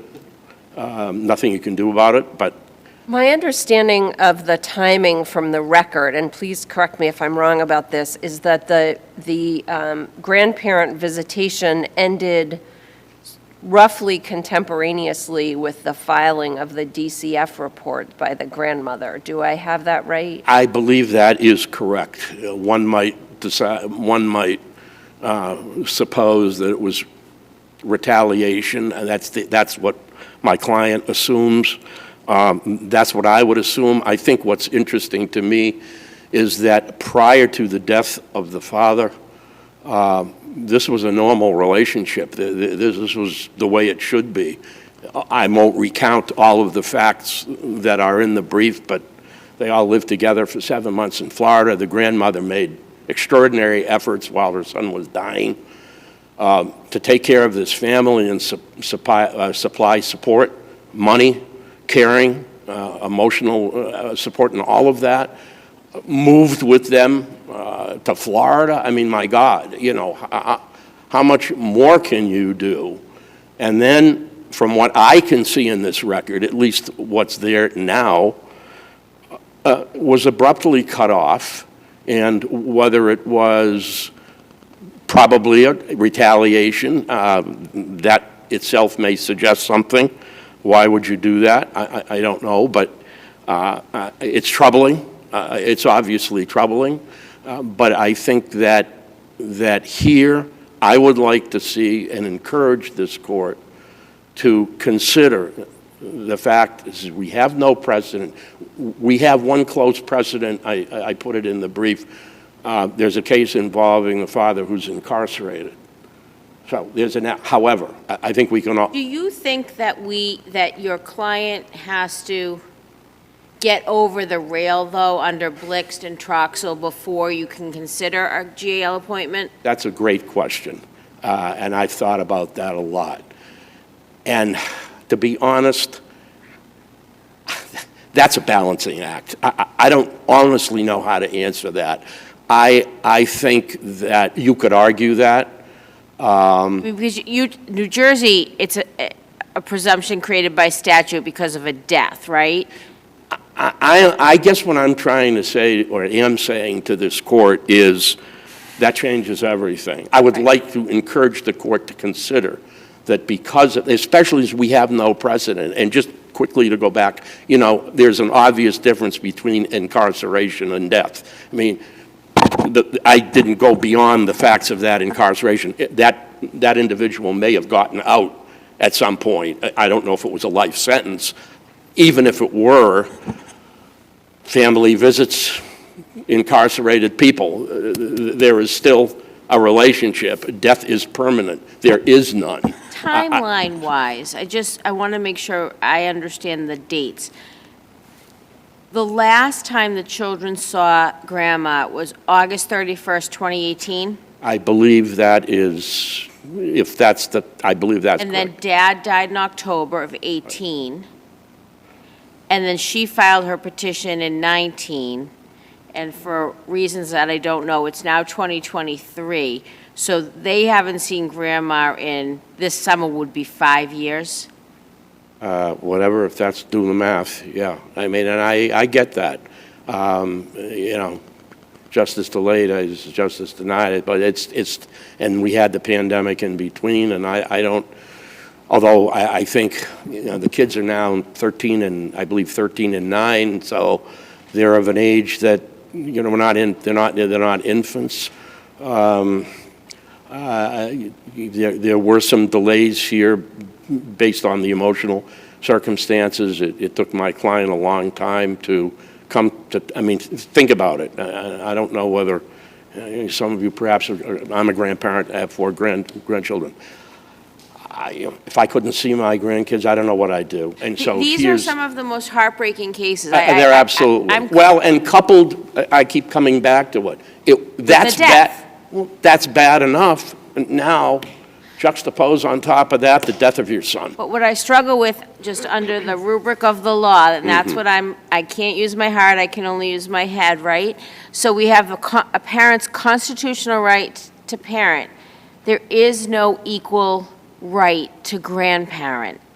I guess the best, if we follow that strictly, I guess my response to that is, I think the record shows enough to get there, and then if you add the death of the parent on top of it, then at least I think the mid-ground, the fair ground, which doesn't involve or perhaps minimizes the cost, is to have the guardian do the work. We don't have to pay legal fees. I guess I'm missing that you're there. That's the piece that I think I'm having a struggle with. I get that Grandma took care of these kids. I get that she saw her. I think in the record it's 3 to 5 times a week. But the missing piece, or the piece that the judge found was missing, was that there would be significant harm. For example, there was nothing in the affidavit that said that the children, and I know you want us to infer, that the kids are seeing psychological help from not seeing grandma. There's nothing in the record, and I know it's difficult to show, that the kids are crying hysterically at school and complaining that they don't get to see grandma. There was none of that. Well, but that's my point. You can't get, this is what New Jersey. Well, you can, this just, is what New just Jer- by the things I just said. But Why can't you get there? You're right, but that's what New Jersey cases said. They, to answer Judge Hershfang's question, they appointed the guardian to get that information. That's just what they did, recognizing But that's not what the law is here. Well, Here is you have to make a the harm, you have to show significant harm before you even get to that. I understand. So you want us to change it? I want you folks to move the ball forward in a place where I think it should go. And I think it's fair to go there. It's so logical. It's so, what you say, you're right. And that's what, when the justices, when they considered that question in New Jersey, they had to sit there and said, yeah, how are we going to figure that out? Did you I know ask how for we're going direct to do it. appellate review in this case by the SJC? I'm sorry, Your Honor. Did you ask for direct appellate review in this case with the SJC? I wasn't counsel. You mean at the... In other words, did you seek to have the appeal heard in the first instance by the SJC as a case of first impression? No, I didn't. Okay. No, I didn't think that. But I like Justice D'Angelo's approach because they had to wrestle with that same issue. They had to wrestle with it. And yet they concluded in not just one, in a series of cases that developed. They say right in those cases, we need the guardian to get the answer. Now, when you get the answer to that question... Now, your time is up. I let you go on a little bit, but I'm going to have to leave it there and hear from Brother Counsel. Thank you very much for your argument. Thank you very much. Thank you. Mr. Newton? Yes, Your Honor. Do we have your appearance? Yes, Your Honor, my Because it was listed appearance- as pro se for some reason. My appearance was filed on the docket several times. Okay. Months ago. I actually filed the brief that you read. That's what I thought. All right, you're here, you're in. So I saw that this morning. I brought it up to the court officer. I was Wonderful. like, I don't know what's going on here, but my name's all over the record and I've been getting the emails. All right, Mr. Newton, welcome. I'm glad this is a lively bench. I came early just so I could watch, as I spent all day in your favorite neck of the woods, Essex Probate Court all day yesterday, and it was not as lively, so. You may regret those words, but anyway, go ahead. It's, All right, I'm going to start. You know where we're going. I know where you're going. I appreciate everything opposing counsel just said, which is, how do you prove this stuff without a GAL? This is the problem. Counsel is going to New Jersey and saying, look at New Jersey. New Jersey has a different statute. Those cases interpret a New Jersey statute. I'm not talking about New Jersey. I'm asking you the question. Here in Massachusetts, I know what the law is, but you have grandma is cut out of the picture for whatever reason. Let's say it's not nefarious. Grandma's cut out, and now grandma is left with, well, how am I going to prove if I don't get to see the kids, I don't get to visit them, I don't have any contact with school, I don't have any contact with their doctors? How does a grandparent get over the rail of showing significant harm to the children unless I can see her? How do you get there? The cases that show significant harm have been cases in which they basically said, we can tell there's significant harm overriding mom's presumptive rights because of physical abuse issues. I actually believe that's all from stuff beforehand. Yes. I read every one of the cases, and every one of the cases talks about stuff that happened beforehand. Mom's a drug addict. There's physical abuse, things like that. This is different. This is, mom just doesn't like grandma. And I don't know what's going on. Mom doesn't like grandma. Let's assume that is the case. And now, how do we find out that the kids are hysterically crying every night because they don't see grandma? They are going to the psychiatrist because they don't get to see grandma. They used to see her every day. How do we find any of that out in Massachusetts? For instance, Your Honor, unfortunately, it's her burden. It's a pleading burden. The statute gives mom a presumption. So the truth of the matter is, that's her problem, quite frankly. But it's Now, not. if I It's was- the kid's problem. And that's the best interest of the children always goes above everything. I don't care about mom. I don't care about her. I care about the kids. And so do I. And in this particular case, if we want to dig into it, visitation stopped before father died. About 2 months About before, 2 months right? prior.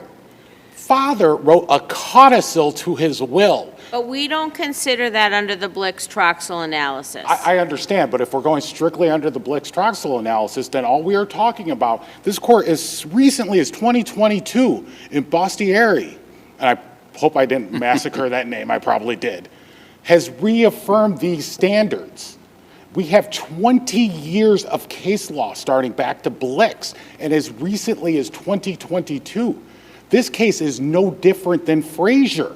Matter of fact, I think the facts were better in Frazier, quite frankly, and they still couldn't get over that burden. The way it is played out is the presumption that puts it in their court. She must Can I ask you establish. a technical question? Yes, Your Honor. I think Grandma filed initially pro se, and then on August 14th, 2020, probate court paper 23, there was an amended affidavit. Did she seek leave of court to amend? Did you assent to that? She had two attorneys, actually. She filed in 2019. I can't remember the first attorney. I believe it was out of Turco Legal. They filed the initial. I filed a motion to dismiss. She fired them. She hired Porcello Law. I cannot, So with They did it. counsel, there's at paper 23, there's amended affidavit. She would have needed under Rule 15, either your permission or the judge to allow it. Did she seek that permission? So is that affidavit even proper? off the top of my head, Your Honor, it was so long ago, I can't remember if we litigated that issue or not. I remember my position was even under the I don't see a motion amended. to strike on the docket, so, or a motion to allow. I can't remember, Okay. to be honest with you. It was so long ago. I know my position was even under the amended that there was no way that she still was meeting. So even The if we standard. consider that, you say she doesn't, Yes, Your Honor, even if you consider if she doesn't, because this is the way the case law reads when you look at Blix, Frazier, Balstieri. bless you. Essentially, the court has taken two different approaches to it. They've said, listen, they call it pre-existing significant relationship, but the truth of the matter is, it's a de facto parenting standard. It really is. When you read it, they're basically like, you took over as a parent. And if you go down that case law, that is a difficult bar to cross, even in situations where somebody acted as a parent in some things to get over that. But essentially, it's de facto parenting. And then you can't just say, well, there's going to be harm from not seeing grandma, or not going to be harm from not seeing. You have to establish some type of harm. Are there police reports of these children in trouble? Subpoena the schools. You opened up the case, subpoena the schools. Hire an investigator, follow them around, which, quite frankly, she did. Can she do that once she files and serves the complaint? I think she could send out potentially a subpoena, and then we'd litigate it. But as this court has, again, pointed out as recently as 2022 in Balstieri, the pure litigation can be disruptive to the children. Now, I understand we're not out trying that case. We're talking about a motion to dismiss. And my position, quite frankly, if we were at the trial court, is that pure litigation and these facts and circumstances, as I understand them, I was the lower counsel, would be disruptive. But the court has basically said, listen, we can't trot all over mom or dad's rights. Mom has presumed validity. We have a statute here that says it. The U.S. Supreme Court has essentially said it as well. We have a constitutional right here. Now, So let me ask you the same question that I asked Mr. Schultz, which is, would grandma have to get over the Blix-Troxel bar before she can seek the appointment of a GAL? Because you just told me she could do some discovery. She could try. Now, whether or not down in the lower court, I very well probably would have filed a motion to quash and quite rarely said, listen, I got a motion to dismiss pending, let's have it done. How that would play out, I do not know. But she does, because this court, as I said, the pure investigation, the pure case can be disruptive to the children.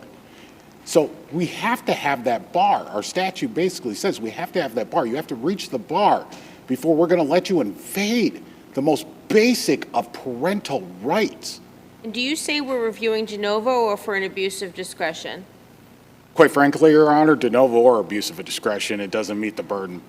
But I would. Well, I would we don't say, get to pick from column A and column B. I understand, Your Honor.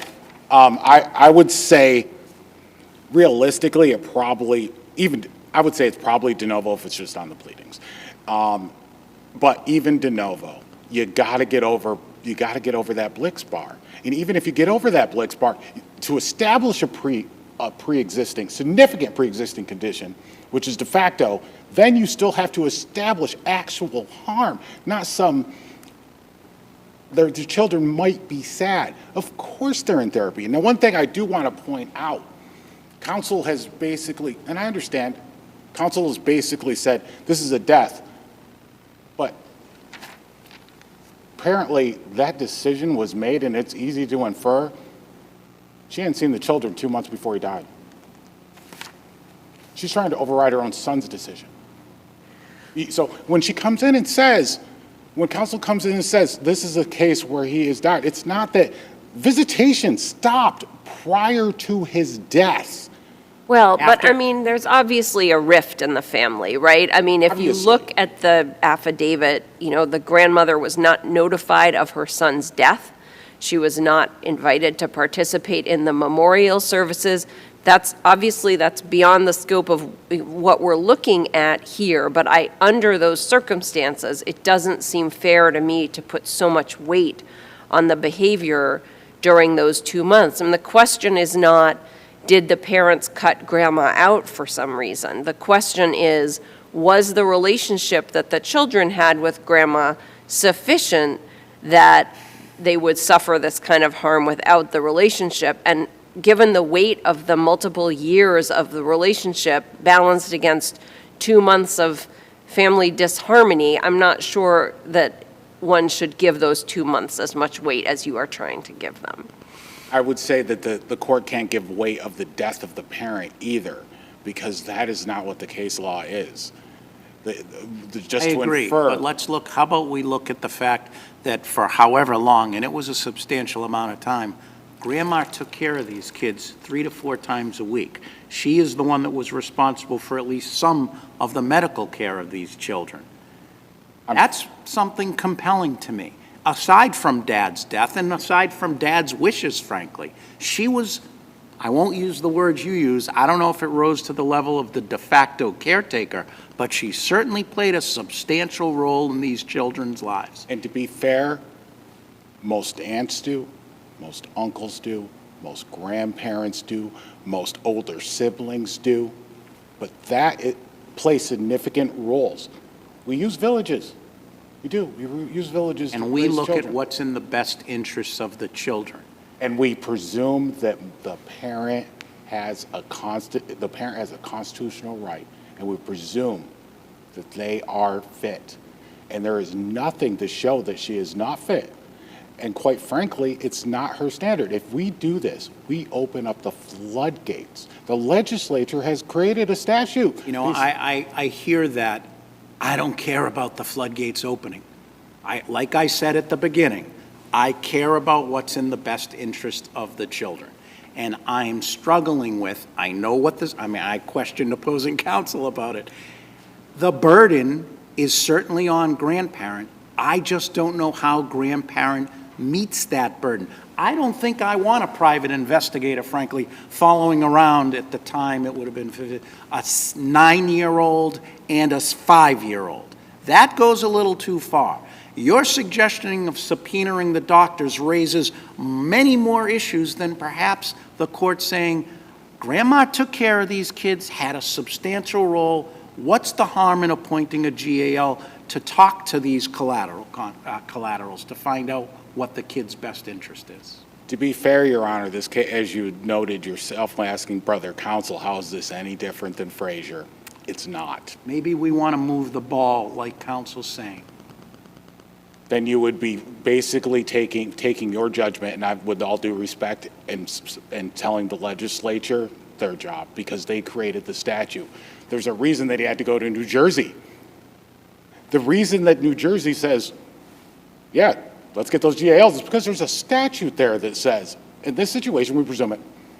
This is our presumption. So of course we have to have a guardian ad litem. With all due respect, we are in the wrong hall of government today. Their problem, I think we're right where we're supposed to be. Yes, Your Honor, but I mean, really the problem is, if they want this change, it's really the legislature. And the court took the legislature's law and interpreted it for 20 years. If the ball was going to be moved, it should have been. This is not like a brand new issue. The court has decided consistently this issue the same way for 2 decades. Quite frankly, and I believe each time it has been more and more narrow. When you go back to Blix and you work your way up through Frazier, and then you ultimately end up with the last one from last year, which I'm sure I'm absolutely massacring Balstieri. I've never been good with names. I'm surprised I get by, quite frankly. Lucky you're Newton and not Hershfang. Well, that's been the advantage. Quite frankly, anything more complicated than Newton, I think I would have been in trouble. But this is something that's been litigated time and time again. These facts are no different. 2019, these facts came before the court. 2022, the court has issued another ruling. If they don't like the law, they need to go, the statute, they need to go change the statute. Quite frankly, it's been interpreted for 20 years. I see I am almost out of time. If there's no further questions, I will conclude my argument and rest on the papers.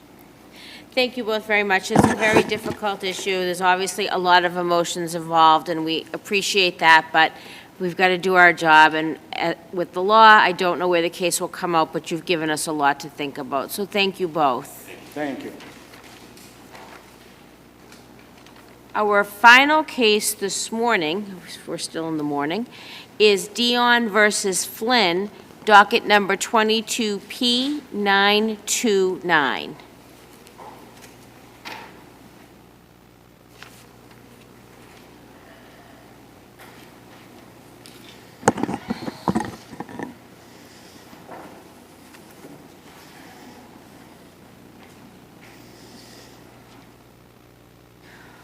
Mr. Rourke, when you're ready. Thank you. Good morning. Good morning. May it please the court, Craig Rourke on behalf of Kathleen Dion.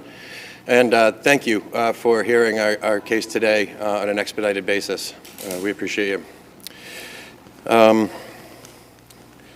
We're here today asking that this court overturn the Superior Court's judgment of dismissal.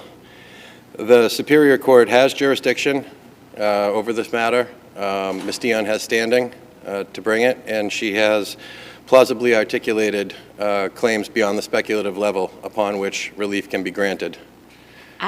This is a very interesting, creative case, in my view.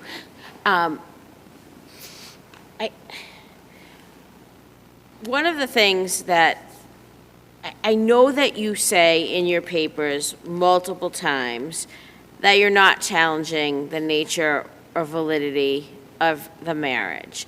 But one of the prayers for relief in the complaint is to invalidate the marriage. So can you help me with that? Certainly. And, I mean, I guess that's focusing on the relief requested rather than the harm that we're alleging. And that's what we're doing here. It sounds in tort because the plaintiff's claims derive from the harm caused by the defendant. We don't need to invalidate the marriage in as much as we're looking for a monetary judgment. We're looking for monetary damages. So the mother committed fraud, tortious interference, and unduly influenced dad, which then resulted in daughter getting less of an inheritance. Is that my shorthand version? Is that what the argument is? Yes, that's exactly right. Okay, can we talk about undue influence for a moment? Okay. He didn't sign something that mom undue influenced him to sign, like we see in so many probate litigation, a revised will, a codicil. So she claimed under her statutory share. Where is the undue influence? The only place I see it is in the marriage. Right, so they were divorced. I don't know if that was clear. It's very clear. She divorced him, and then, In 2017, 2016, I think it started, then but, she moved back in 2018. yes. And then they got remarried in 2020, and unfortunately, he died days later. Yes, What did she undue influence him to do? to participate in the marriage ceremony. Thus, my initial question. Yes. So it arises because that's part of the scheme of fraud. What they did was, You're challenging the marriage. no, not at all. I'm saying that was the method that she used in order to effectuate the ultimate fraud. One of your elements that you're going to have to prove is that the marriage was fraudulent. Would you agree with that? I would agree that I would agree that obtaining the marriage certificate was fraudulent, is what I would say. And we've All right, okay, parse that out for me, different than what I just said. The element of, I think, one of the elements of undue influence in this case is that you would have to show the marriage, that was entered into fraudulently, right? Yes, and that doesn't need to be invalidated to prove that or to recover monetary damages for it. And we did that by getting some deposition testimony from the physician's assistant that signed the letter that the defendant presented to the Malden city clerk in order to obtain the marriage license, which was then used to get the marriage certificate that was presented before the probate court to elect for the surviving spouse share and to So reject the existing will. Are you saying they were not lawfully married? What I'm saying is that the defendant obtained a marriage certificate through unlawful means. Yes, and does that mean that they were not lawfully married? I think that's challenging the lawfulness of the marriage. What I'm saying is Right. that she obtained it without his signature on the application for the license. The physician's assistant did not know that she was issuing the letter for that purpose or reason, and that he wasn't capable of entering into a marriage at that time. Now, that she managed to do that is one thing, but what she used it for was to take my client's share of the house. And that can be monetized through monetary damages. We don't need to. If she's married, right? If she is married, if two people are married, and one of them dies, Yes, the other one is entitled to a spousal share. Do I have that part right? yes. Okay, so if they were lawfully married, then she was entitled to a spousal share. I'm not sure what I guess lawfully, do you mean was there a certificate proving, or I guess this is where I get confused. Well, I mean, I think it's where we're getting confused. I understand that this is There's this concept that you seem to be putting forward that that a marriage could be valid, but that the marriage certificate was somehow fraudulent. And I don't know a whole lot about being married, other than that I think I am, but now I'm starting to wonder. But part of the process is that at someone signs these things at City Hall, and then the way you prove you're married, for insurance purposes or whatever else, is that you have a marriage certificate, Yes. right? So how can one of those things be fraudulent and the other thing be okay? Those two things being the marriage and the certificate of marriage. Well, it's just like in Lewis versus Corbin, where the testatrix was convinced that she had signed a lawful codicil, but it was fraudulently done, and then there was the will that remained, but the codicil didn't, and that's why those claims sounded in tort, just as in here. But the difference here is, let's assume the marriage certificate was signed by Joe Schmo, Okay. okay? And John Doe goes to the ceremony and gets married. And that certificate is fraudulent. It wasn't signed by the appropriate party. Yes. That marriage between John Doe and the other person is not a lawful marriage. I mean, I would say then that would be up for the court to decide whether it's No. lawful, but we're not challenging that. Well, except for the next piece, which is if the marriage is not lawful, then your client gets the piece of the property. If it is a lawful marriage, she doesn't get a piece of the property. Correct? Yes, that's correct. So you have to say, back to my question, Yeah. the element that you would have to prove is that that is not a legal marriage. I don't think so. I don't think that that's what I would need to prove there. I think that the decedent has that claim, or had that claim, or his estate may have that claim. But the claims that my client has are different than those. She didn't have standing to challenge the validity of the marriage. So you're not challenging his capacity to get married? I would say that the evidence, if we're allowed to, continue pursuing discovery, ultimately is going to reveal that he didn't have the capacity to get married and that he didn't even sign the application for the marriage license. But does our case law say that you have to challenge someone's capacity to marry during their lifetime? Well, this proceeded until the death, and the case law says that when this type of fraud is carried out until the time of the death, that it gives rise to a claim for tort. In one sentence, can you tell me what the fraud is? Yes, she obtained a marriage license and certificate and used it to get the statutory share when she didn't have a right to do that by means of undue influence. She used his incapacity at the time of his advanced age and just days before his death in order to pursue this for the purpose of getting a statutory share of his estate, which he had carefully prepared for ahead of time and made no changes leading into it. And my client had been frozen out. Counsel, you used some very good language there for your side. It's not the legal certificate that gave her the marital share of the property. It was the marriage, the lawfully entered into marriage, that gave her the share, right? You could walk into that courtroom under this claim and say, this certificate is not legitimate, right? That doesn't get you to the, I want my share. You have to show that the marriage is not lawful. It's not the certificate. The certificate doesn't carry anything regarding undue influence. Well, that would be the decedent's harm or claim, and this is a different harm to the plaintiff. The defendant's fraud was a wrong against the plaintiff and the decedent here, and a charge of undue influence may underlie a tort claim in addition to a trust or will contest. Can I ask you, you talked about freezing her out. So we have in the record the transfer of the property with Kathleen and Hugh to the trust, but recorded right after that, Kathleen and her sister Colleen, for $1, transferred the property back to Hugh individually, right after the recording of the first deed.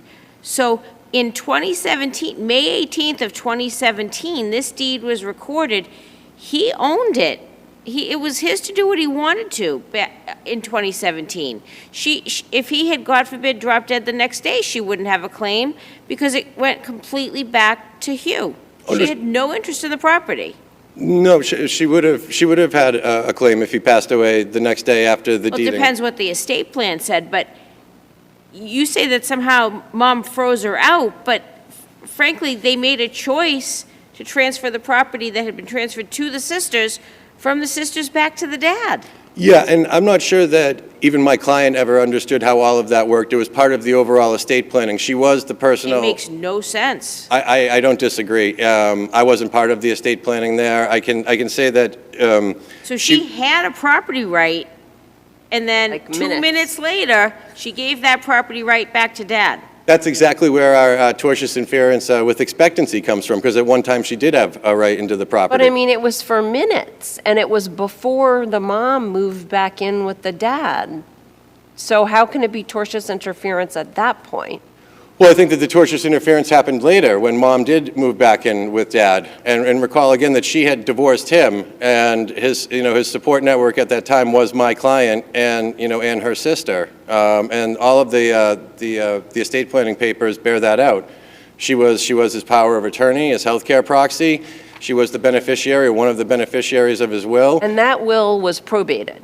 That will was rejected because the defendant came to court with a marriage certificate and elected for the statutory share, rejecting that will. Can I ask you procedural about that? Not Yes. my forte.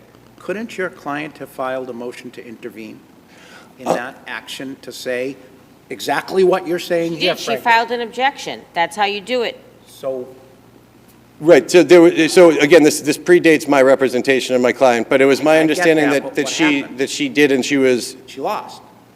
well, that happened later. But what happened earlier on was that she was told that there's no way for her to challenge the validity of the marriage unless she were to step into her deceased father's shoes and then raise that claim as him, which again, the harms against the decedent, which would be those harms, are different than the harms against my client, which is the tortious and malicious interference. And those claims can be heard by the Superior Court. They do sound in tort, and I think that, that we've plausibly articulated it above the speculative level at the 12B6 stage. Mom filed a petition for formal probate, naming your client Kathleen as the PR, because that's what the will said, and your client chose not to take that role.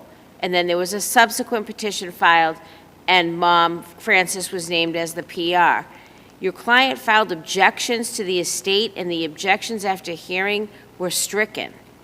So any challenge to the estate, she made her challenge, and she lost.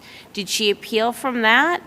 So it's my understanding that those were procedural and substantive grounds, and to the best of my understanding, that decision was made because she wouldn't have been able to challenge the validity of the marriage. You can file a notice of appeal when an objection is struck pursuant to Rule 16. So she didn't challenge and now a petition for complete settlement has been allowed and the final account has been rendered. So any challenge to the estate, your client waived if she didn't notice an appeal from it. Right, well, and these claims are different than those that would have been raised over there. And You keep saying that, and I keep trying to figure out how you keep saying it.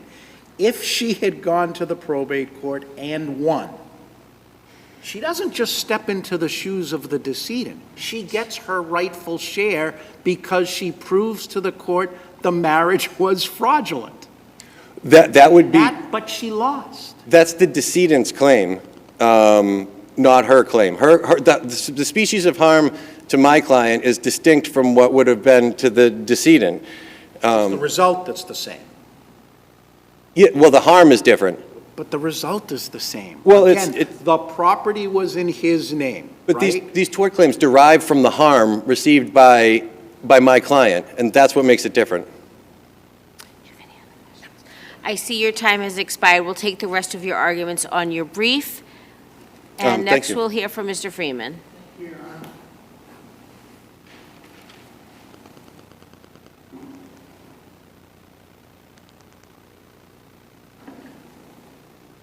Good morning, Your Honor. It's Brian Freeman on behalf of the appellee, Frances Flynn. We submit that this is a case that was correctly decided and dismissed on the 12B motion by the Superior Court on all of the grounds already noted during Can I pick apart one thing on that? Please. Judge Sarouf's finding on the undue influence, I'm not sure, I think it's on shaky grounds, because it's not that the allegation is that Frances caused him to, I guess, change his estate plan, which would be your typical, she didn't she collected under a statutory share, not under a document by which he was unduly influenced to do something different. Counsel says it's the marriage. Let's get past that. So could we still affirm the dismissal with prejudice on undue influence, but on the different ground that there is no evidence that he was influenced to do something different. That was not the natural object of his bounty, as our case law talks about. Right, I mean, as you've noted, there was no disposition here Right. whatsoever. But I feel as though what Judge Saruf was saying is that all three counts went toward challenging the validity of the marriage, that none of them could be maintained without invalidating the marriage, which I think is, everyone's gone through here, and I think that the complaint very clearly in all capacities, even if you look at the undue influence count, Justice Blake, paragraph, I believe it's 35, the last paragraph in count 1 says the marriage is invalid. I mean, so it's right in that count itself that he's challenging the marriage, saying that because of the undue influence, the marriage is invalid. So to me, I don't think anything needs to be clarified, but I do think that you're correct, that undue influence can't stand under any facts where there's no disposition by Hugh Flynn. Typically, we see a kid or a parent or a caretaker come in and say, change your will, they change their will, they die, you unduly influenced him to change his will. That's not the facts here. Your client takes because she is the wife at the time of death, and she takes pursuant to her statutory share. And if he's not challenging the validity of the marriage, which he has said today, then what's left? Right. Well, I believe that I think it's very clear that the attempt to say that he's not challenging the marriage is just an attempt to try to survive dismissal on a dismissed case. Because when you read the complaint, it's a clear and unequivocal challenge to the marriage. One of the prayers for relief, as the court noted, was invalidate the marriage. It was also dissolve the deed of distribution, which she only got, that can only happen by invalidating the marriage. It was every time the marriage is referred to, it's so-called marriage, alleged marriage, purported marriage, invalid marriage. It went so far as to say my client calling it a valid marriage constituted actionable fraud. So the suggestion that the complaint doesn't challenge the marriage is just the appellant trying to reframe their own complaint to try to survive the dismissal. But when you look back at the complaint, Justice Saruf got it completely right. The complaint is an absolute attack on the marriage. And there's absolutely no ability to attack the marriage in the Superior Court, and the appellant has no standing to attack the marriage. And frankly, the appellant hasn't challenged those grounds. They've just tried to say, we aren't challenging it. But any rational reading of the complaint is that they are challenging it, and they're at a minimum attacking it. They're trying to say it's not valid. Collateral attack. And Bradford versus Parker said you can't collaterally attack a marriage. So there's absolutely no way it doesn't stand as a challenge to the marriage. So that's why we think Justice Saruf got it completely right. Can I ask you about a date? The certificate of marriage says February 28, 2020. There are several places in the briefs that somehow list the date of marriage as March 1st. I noted that in my own brief. I noted it to be February 28th. That's the date that the certificate said. I know the complaint, I believe, picked up March 1st, and I think that the Justice Saruf picked up March 1st from the complaint. Did. But from what my clients told me, what the certificate says is February 28th. I guess sorry, I didn't mean to cut you off. Mr. Rourke's client get anything? No, not in this situation, Your Honor, and that's because in this situation, the will is in 2016, and it's right before the divorce. And the marriage, yeah. So it's a premarital will, and in this particular situation, this was a 62-year relationship that got rekindled, and all 6 children are product of that marriage. And so in this particular case, because it's a premarital will and all descendants of the same marriage, the intestate share is the entire estate for my client. That's what I thought. Yeah. But we would just also submit, in addition to challenging the marriage, to have this action survive, it's challenging the decrees of the probate court, and you can't use a tort action to attack the decree. This has all been heard. The property's been disposed of. Like the court noted, they have failed to appeal. That's a final decree, and you can't let a tort action try to attack the estate's closed, right? The estate is closed. Everything's been distributed. It's been distributed, and there was, as you noted, an affidavit of objections filed. It was actually a lot of, if you looked at the affidavit of objections, it's like verbatim the complaint here. It's a lot of the exact same allegations. So this has been heard by the probate court where it should be heard. It's been rejected. It's been closed, and this matter is dismissed, and it should stay dismissed. So it should absolutely stay dismissed. There's absolutely no precedent that the appellant's given you to overturn this decision by Justice Saruf. You still have more time, but I don't see any other questions from the panel. We're happy to take the rest of your argument on your brief. That'd be fine, Your Honor. Thank you. Okay, then this matter will be deemed submitted. You're giving us a lot to think about, counsel. Thank you both.